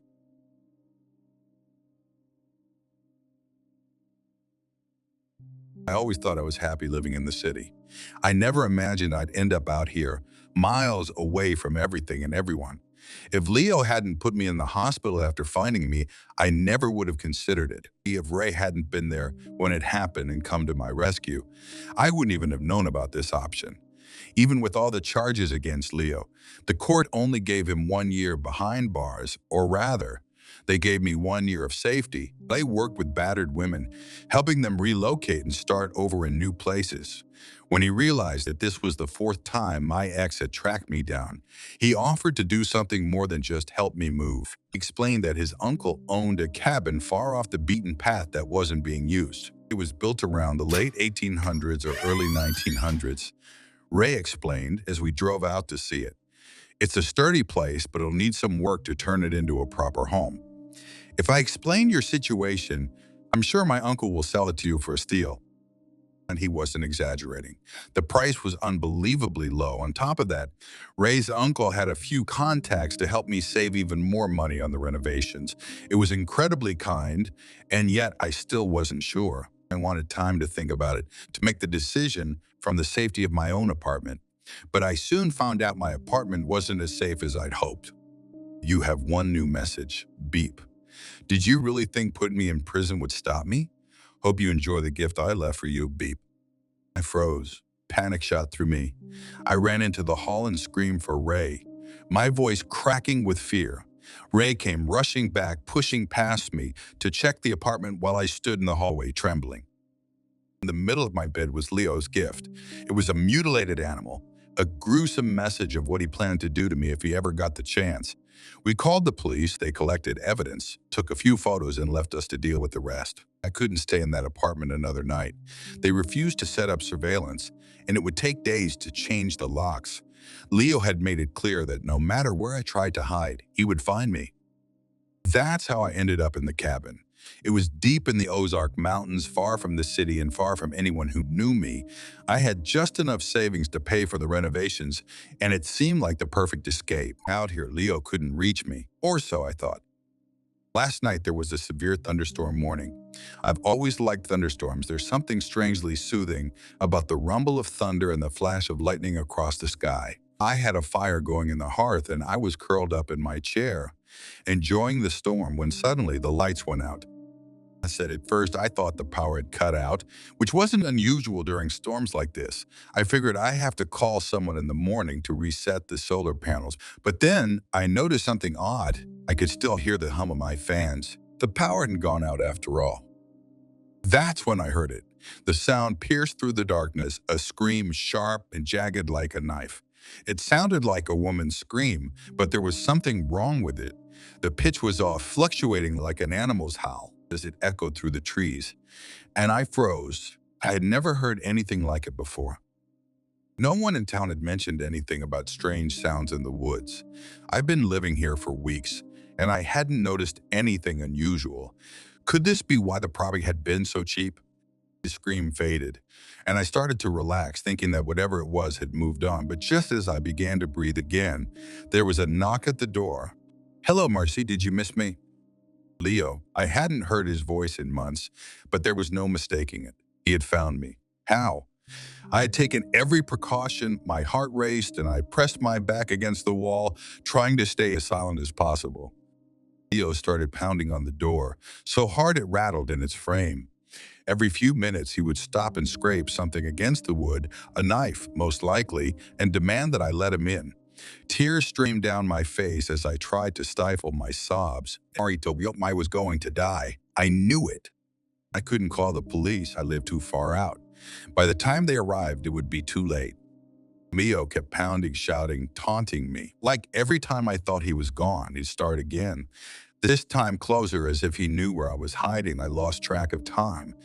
The night felt endless. My fear clawed at my throat. My hands shook so hard I thought I might scream. Then, as the first light of dawn began to filter through the trees, I realized that Leo had stopped. The pounding had finally ceased. That's when I heard the scream again. The same howl from earlier, but this time louder, more frantic. It echoed through the trees, growing closer and closer. Even Leo seemed disturbed by it. He fell silent as the howls reached a fever pitch, so loud I had to cover my ears. By morning, I was a wreck. I called Ray, my voice shaking with rage. I accused him of helping Leo find me, of setting me up. I told him how Leo had been outside my cabin all night, demanding I let him in. Ray stammered, trying to defend himself, but I didn't give him the chance. I hung up before he could say another word. I called the police next, demanding to know how Leo had been released early. "That's impossible, ma'am," the operator said. "Leo is still in his cell." My blood ran cold. My phone slipped from my hand. Leo was still in prison, but I hadn't imagined what had happened last night. The scratches on the front door were proof of that. Deep gouges carved into the wood where someone had tried to break in. Blinded to sight of it, when I went outside, the prints in the yard weren't human.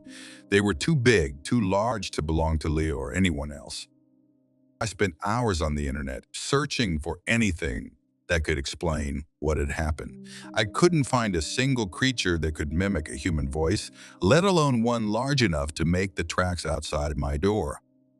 Desperate for answers, I called the local library. "Hello, this is Heather at the county library. How can I help you?" I told her about the screams I had heard in the night, and she chuckled softly. "Sounds like you met our howler," she said. "Come by tomorrow, and I'll help you look up more information. For now, you should get some sleep. You sound exhausted." I agreed, though sleep was the last thing on my mind. I can't stop thinking about last night. What kind of creature could mimic Leo's voice? And what was it doing outside my cabin? Whatever it wasn't human. And it's not done with me yet.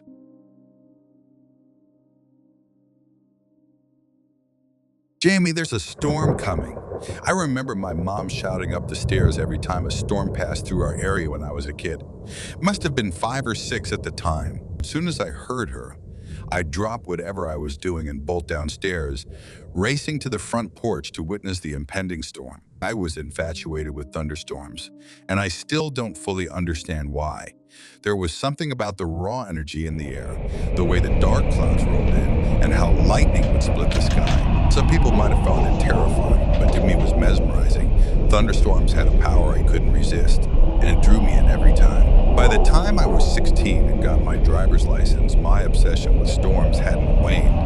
In fact, it had only intensified. My mom, understanding my fascination, but probably not fully comprehending it, bought me a 1979 Ford Pinto for my birthday. I didn't care about the make or model.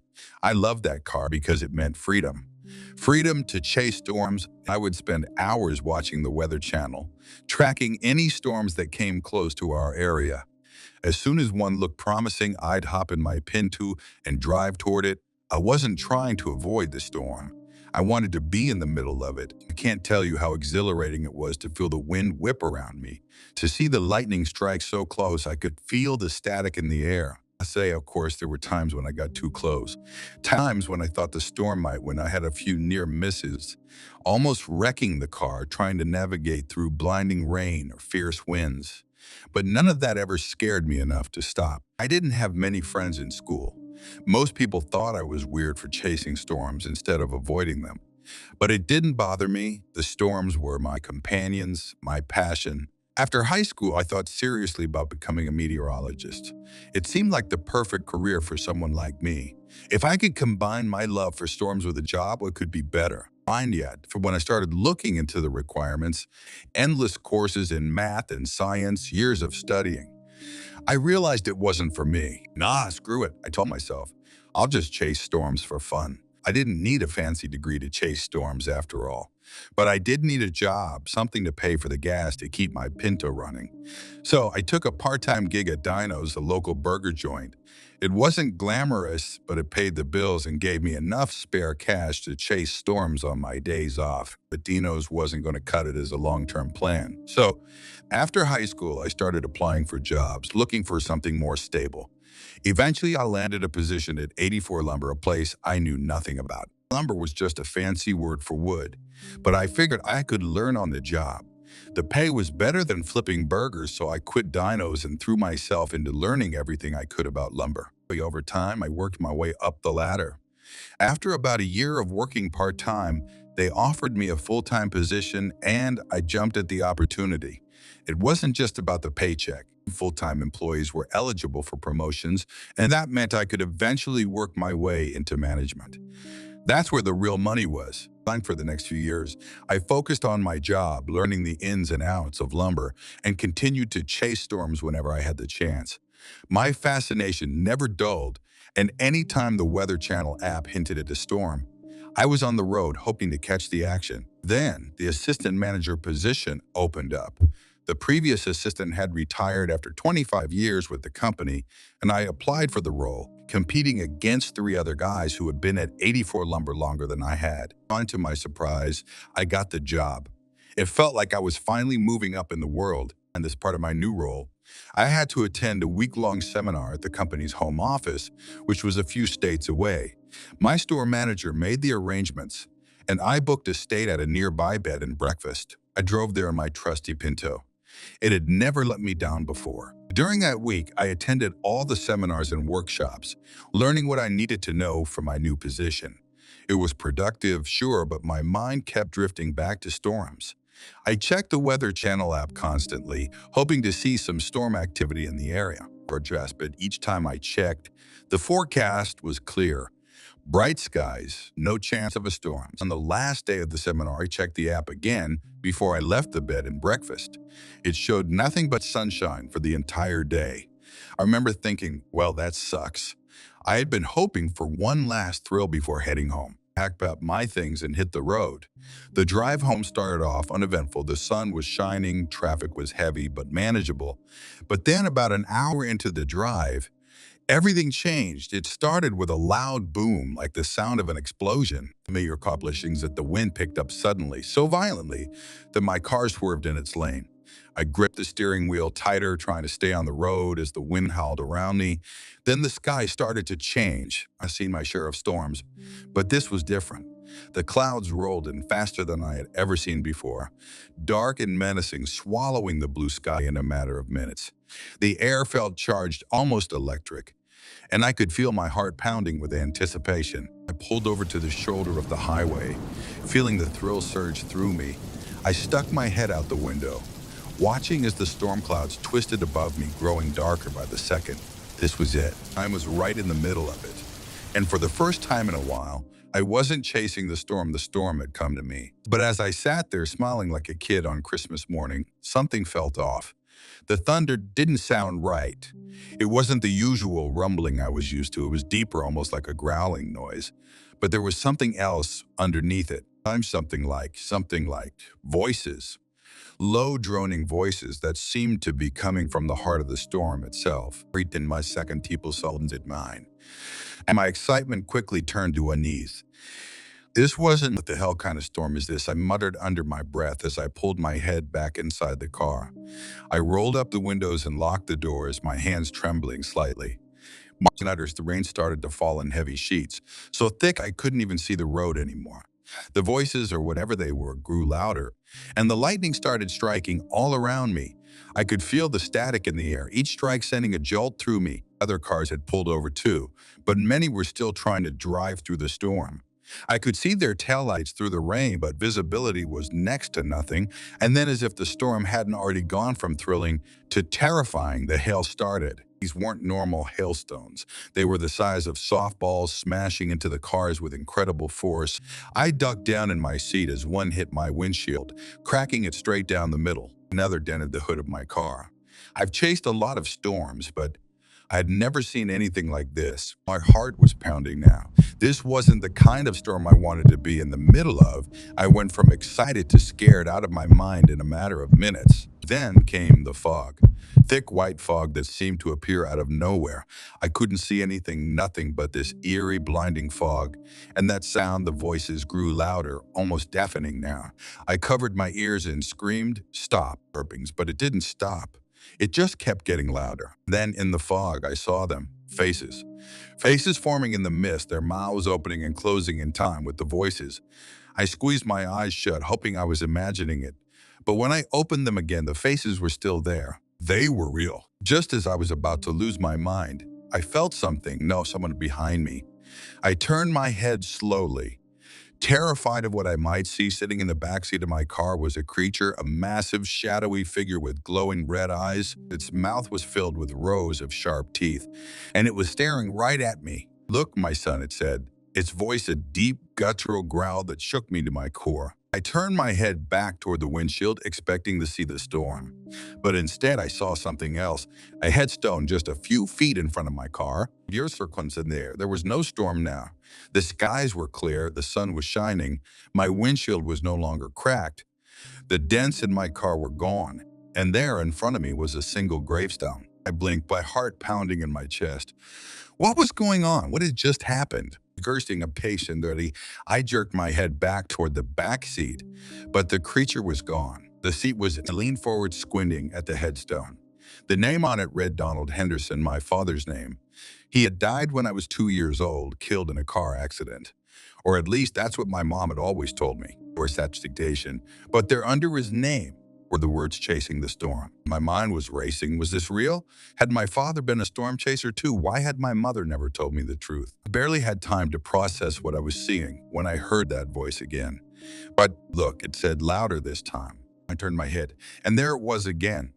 The creature, it was standing on top of the gravestone, pointing toward another headstone nearby. I swallowed hard and took a step out of the car, my legs shaking. I walked toward the other headstone, my heart pounding in my chest. The name on this one stopped me in my tracks. Jamie Henderson, my name.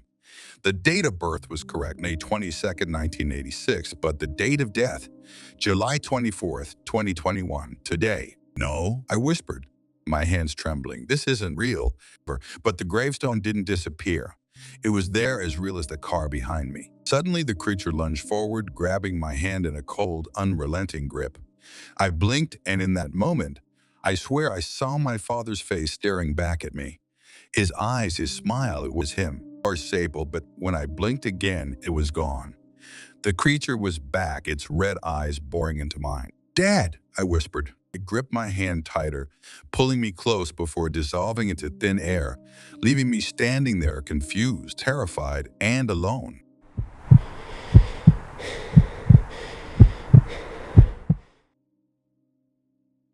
This happened just a couple years ago. I remember that I was with my girlfriend and we were driving back home from a concert. It was pretty late at night, and the concert was about 2 hours from where we lived. We didn't want to spend any money on a hotel and knew that we could make the drive even if it meant staying up really late. I remember that about halfway back, we stopped in a city to get some gas. It was a city that neither of us had really been to before. After fueling my car, I started to drive back onto the road. We were going to go back onto the highway, but before doing so, we noticed this old Toys R Us. It was a crazy sight to see because neither of us had been to a Toys R Us or even seen one since we were kids. I'm not sure when most of them went out of business, but I know that there were only a few, if any, left around when the story took place. My girlfriend asked me to pull into the parking lot to see if it was still functioning. I'm a pretty spontaneous person, and I was curious too, so I pulled in. It was hard to tell at first because obviously, with it being late at night, the place would be closed anyway. The parking lot was completely empty, and the store was sort of by itself. There were no other stores connected to it or in the same parking lot or anything. I ended up driving up to a parking space and stopped. My girlfriend then opened up her door and got out. I followed and we walked up to the front doors to look inside. When we got to the doors, we noticed that the store was abandoned. It probably hadn't been open in at least a year. We looked around and were kind of exploring a little. Obviously, we couldn't go inside or anything. We were going to head back to the car when we noticed this guy standing by it. I really don't know where he had come from. The man turned and faced us but did not say anything. I didn't get a real good look at him, but could tell that he had a somewhat long beard. Then the man walked right over to our car and tried opening the driver's door, which was locked. I could not believe his nerve with us right there. I yelled at him, "Hey, that's my car." The man did not answer. Instead, he randomly turned and started running towards us. It was one of the creepiest things I've ever seen. My girlfriend and I both took off running. We ended up sprinting around the side of the Toys R Us building. There was a quiet little road that led to the back and connected to another parking lot. The man did not chase us back there. We waited for a few minutes and then returned to look. By now, the guy was walking around the parking lot, but a long distance away. My girlfriend and I decided to make a run for it. We thought that we could make it to the car if he decided to chase us again. He wasn't really looking in our direction, so we both took off running. About halfway into the sprint, the man noticed us. He started to chase after us again. Fortunately, we were able to make it. We got in, locked the doors, and quickly drove away. The man was not able to catch up to us. Then we continued our drive back home. I'm not sure who the guy was or what he was doing. I would guess that he was probably on drugs. I haven't been back to that area since. As we drove, the adrenaline slowly started to wear off, but the tension between us remained palpable. My girlfriend clung to my arm, her fingers trembling. "Who was that guy? What did he want?" she asked, her voice shaky. "I don't know," I replied, trying to keep my voice steady. But I'm glad we got out of there. Every few miles, I glanced in the rearview mirror, half expecting to see the man chasing us down the highway. The fear lingered, a dark cloud that refused to dissipate. Even the familiar sights of our hometown did little to ease the anxiety that had taken root in my mind. We finally reached home, the once comforting walls of our apartment now seeming to close in with an oppressive weight. We locked the doors and windows, double-checking every possible entry point.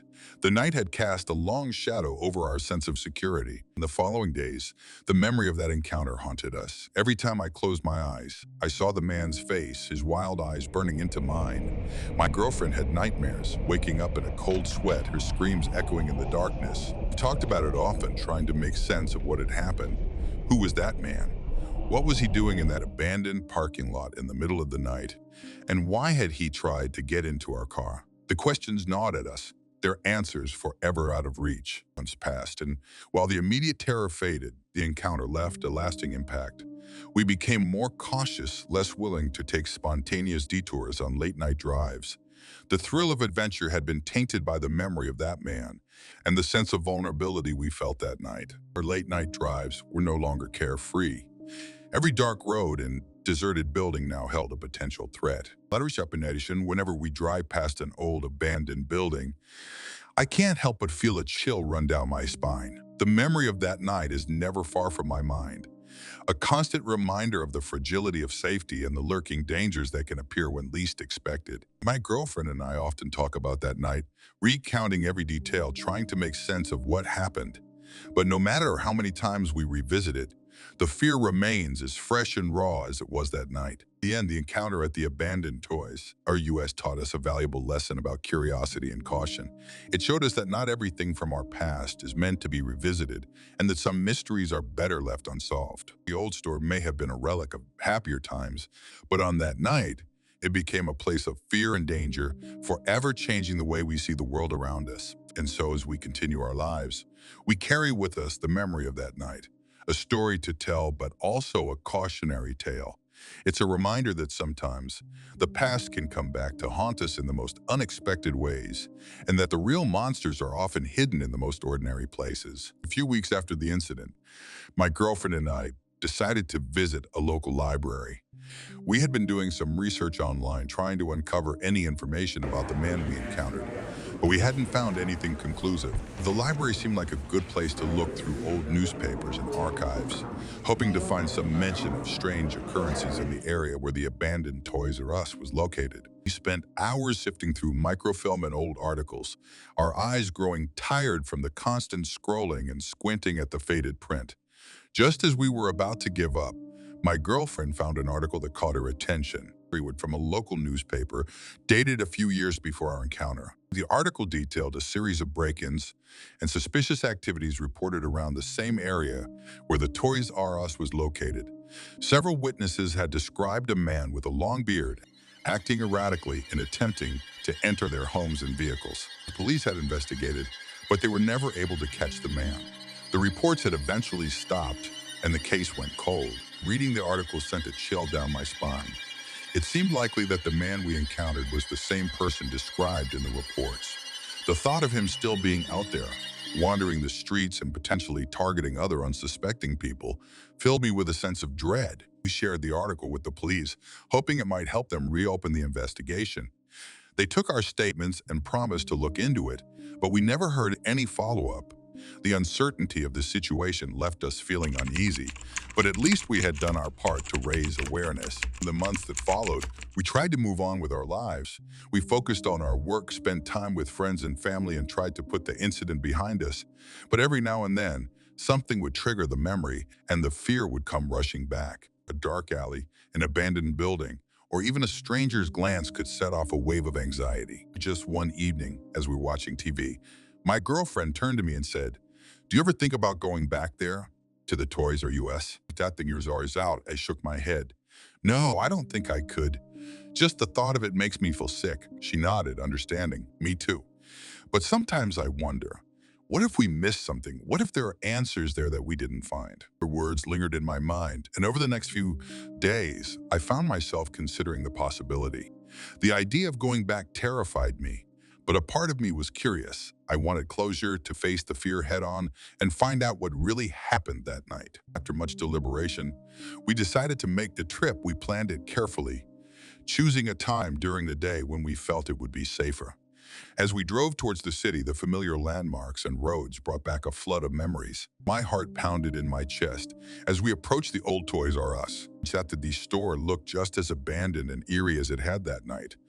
The parking lot was empty and the building stood silent, a ghostly reminder of our past encounter. We parked the car and cautiously approached the entrance. This time, we had brought flashlights and a camera, hoping to document anything unusual we might find. We circled the building, looking for any signs of recent activity. The place seemed untouched, frozen in time since our last visit. As we rounded the corner to the back of the store, my girlfriend gasped and pointed at something on the ground. There, partially hidden under some debris, was an old tattered notebook. I picked it up, the pages yellowed and brittle with age. As we carefully flipped through the pages, we discovered it was a journal. The entries were dated, spanning several years and written in a shaky, erratic handwriting. The journal belonged to a man named Thomas, and as we read his words, a chilling story began to unfold. Thomas had once been a security guard at the Toys R Us, but after the store closed, he had lost his job and spiraled into a deep depression. He had started living on the streets, his mental health deteriorating over time. The entries grew more and more disjointed, filled with paranoid ramblings and references to the shadows and voices that tormented him. He believed the store was haunted, that it called to him, and that he had to protect it from intruders. The final entries were particularly disturbing, describing his encounters with people who had tried to enter the store and his increasingly violent actions to drive them away. It was clear that Thomas was a man we had encountered that night. His delusions and desperation had driven him to act out in terrifying ways. The discovery of the journal left us both shaken and saddened. Thomas had been a victim of his own mind, lost and forgotten by society. I decided to turn the journal over to the authorities, hoping it might provide some insight into Thomas's actions and help prevent future incidents.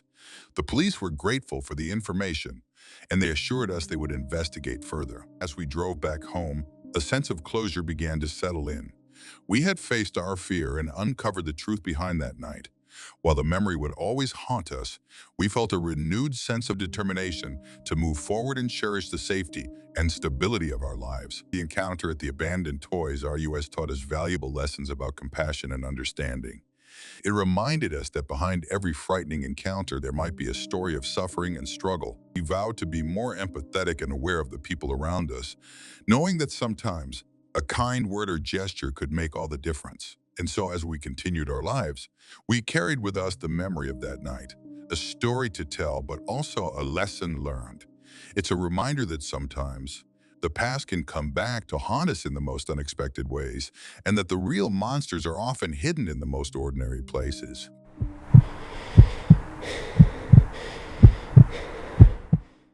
It's like when I was a child, around 7 years old, I loved visiting Toys R Us. It wasn't a frequent outing, but whenever my parents took me, I eagerly tagged along. One day, a simple trip turned into an unforgettable nightmare that still haunts me. My younger sister, who was about 3 or 4 at the time, and I accompanied our mom to the local Toys R Us. I can't recall the exact reason we went, but I was just happy to explore the toy wonderland. The surprise in the store was massive, a child's dream come true with aisles upon aisles of toys. That day, the store wasn't busy, making the vast space feel even more enormous and slightly eerie. As we walked in, I marveled at the endless rows of toys. My mom and sister led the way, with me trailing behind, my eyes darting from one exciting toy to another. Most stores had a couple of aisles dedicated to toys, but here, the entire place was filled with them. It felt like a magical realm, far removed from the mundane world outside. I remember the bright lights overhead casting a warm glow on the shelves packed with colorful toys. The soft background music added to the enchanting atmosphere, making the store feel like a safe haven. Little did I know, this sense of security would soon be shattered. The layout of the store was designed to attract and mesmerize children, and it worked perfectly on me. After a while, I stumbled upon a section filled with toys that piqued my interest. There were action figures, model cars, and building sets, everything a young boy could dream of. My mom, noticing my fascination, asked if I wanted to stay there while she and my sister explored another part of the store. They were heading to the girls' aisle, which didn't interest me much. I eagerly agreed to stay, knowing she would come back for me. As they walked away, I lost myself in the wonders around me. Time seemed to stand still as I examined the toys, imagining the adventures I could have with them. The store, with its high ceilings and soft background music, felt like a safe haven. Mine burst in meditations, but that sense of security was soon shattered. I felt like I was in a fantasy world where nothing but. After some time, I began to feel a bit uneasy. The initial thrill of being surrounded by toys started to wane, and I felt the need to find my mom. I decided to venture out of the toy section to look for her, confident it would be easy to locate them. However, the more I walked, the more disoriented I became. The aisles, once filled with joy, now seemed endless and confusing. I turned corners, walked through different sections, but my mom and sister were nowhere to be found. Panic began to set in as the realization hit me I was lost. I could feel my heart starting to race, and my hands began to tremble. The once magical store now felt like a maze I couldn't escape, and wandered through the aisles calling out for my mom, but my voice seemed to be swallowed by the vast space. The rows of toys which once brought me joy now felt like towering walls closing in on me. My eyes darted around, hoping to catch a glimpse of my mom or sister. But all I saw were shelves upon shelves of toys. My mind started to race with thoughts of what could happen if I couldn't find them. The fear of being alone in such a large place started to take over. I thought about all the stories I had heard about kids getting lost and never being found. My imagination ran wild, picturing all sorts of terrible scenarios. At least the brightly lit store, which had seemed so inviting, now felt cold and menacing. I walked faster, my small legs trying to cover more ground, but it seemed like I was getting nowhere. Just as my anxiety reached its peak, a kind-looking woman approached me. She had a warm smile and seemed genuinely concerned. "Are you lost?" she asked softly. I nodded, tears welling up in my eyes. "I saw your mom," she said reassuringly. "I can take you to her." Grief washed over me. I didn't question her. Why would I? She seemed so nice, and I was desperate to find my mom. I followed her as she led me through the store. We walked through several aisles, and I began to notice we were heading toward the store's entrance. The sense of unease crept in. I neared the front doors, and I saw a man standing there alone, watching us. His presence added to my growing discomfort. Something didn't feel right. I told the woman my mom is in the girls' aisle. She ignored me, her grip on my hand tightening as we moved closer to the exit. The closer we got to the doors, the more my fear intensified. My mind raced with thoughts of what could happen if I stepped outside with this woman. I glanced back at the store, wishing I had stayed where my mom left. My heart pounded in my chest. The realization that this woman might be lying hit me hard. We were now just feet away from the doors, and the man by the entrance was still watching us. Desperation took over. I had to act. With all the strength I could muster, I pulled my hand away from hers and ran in the opposite direction. I didn't look back. Fear propelled me forward as I sprinted through the aisles, searching for any sign of my mom. The store that once felt like a playground now seemed like a labyrinth of terror. My breath came in short gasps, and tears blurred my vision.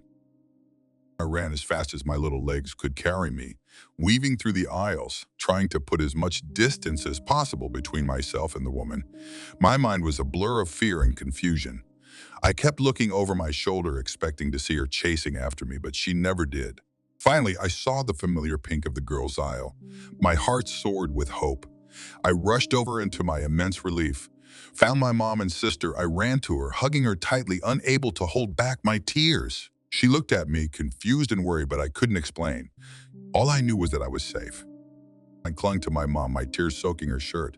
She held me close, trying to calm me down.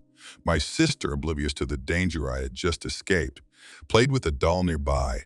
I couldn't stop shaking, the adrenaline still coursing through my veins. The relief of being with my mom was overwhelming, but so was the fear of what had just happened. We stayed together for the rest of our time at the store. I kept close to my mom, my eyes darting around, half expecting the woman or the man to appear, but they were gone. The sense of relief was overwhelming, but so was a realization of what could have happened. As we left the store, I clung to my mom's hand, my mind racing with thoughts of the day's events. I didn't tell her about the woman immediately, still processing the fear and confusion. It was only later, at home, that I recounted the story to my parents. They were horrified, realizing how close I had come to danger. That day, at Toys R Us, left a lasting mark on me. The joy of visiting a toy store was forever tainted by the memory of that close call.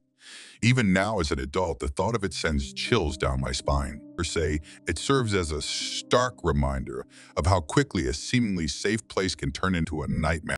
The incident made me more cautious, more aware of my surroundings. It taught me the importance of staying close to loved ones and trusting my instincts. But most of all, it left me with an unsettling question that lingers to this day. What if I hadn't run? Though I was safe, the memory of that day lingers, a reminder of how a seemingly innocent outing could have turned into a nightmare. The incident made me more cautious, more aware of my surroundings.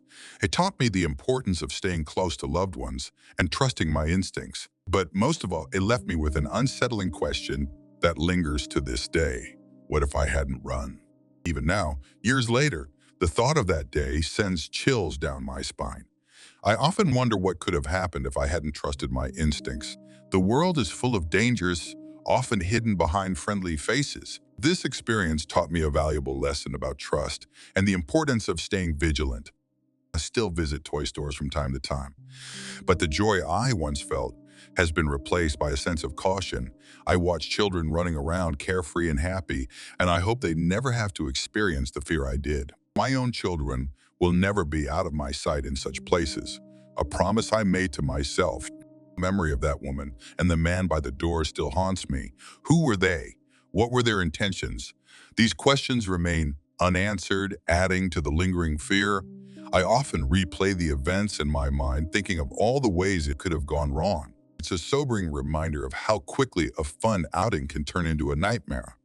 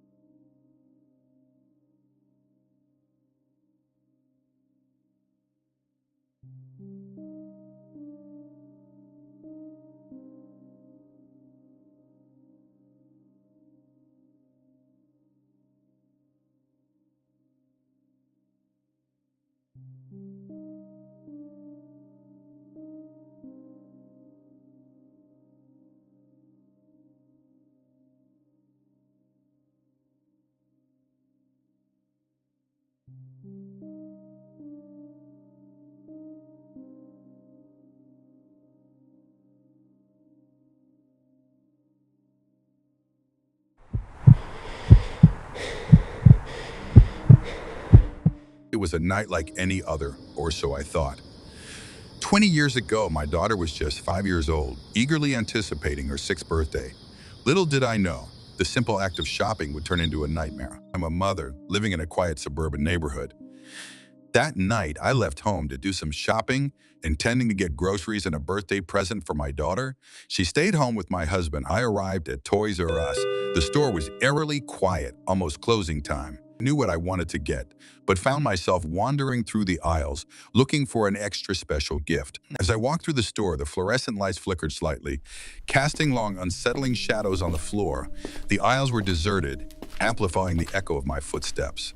The air felt unusually cold, a stark contrast to the warmth outside. I passed shelves filled with colorful toys, but they seemed to fade into the background as my mind focused on the task at hand. As I stood in an aisle, contemplating stuffed animals, I noticed a man at the end of the aisle. He wore a large black coat and a hat, and he was staring at me. His presence immediately struck me as odd. I tried to ignore him, pretending not to notice. But out of the corner of my eye, I could see him standing there watching. After a few moments, he walked away. I felt a sense of relief but remained on edge. I continued to browse, but my thoughts kept drifting back to the man. Why was he staring at me? My pulse quickened, and I could feel a knot of anxiety forming in my stomach. The store's intercom crackled, announcing the imminent closing time, and I decided to hurry up and finish my shopping. I picked up a plush toy, a cute little bear, and headed towards the checkout. I continued shopping for about 15 minutes and didn't see the man again. I checked out and headed to the parking lot. The lot was dark and quiet, my car parked under a dim light.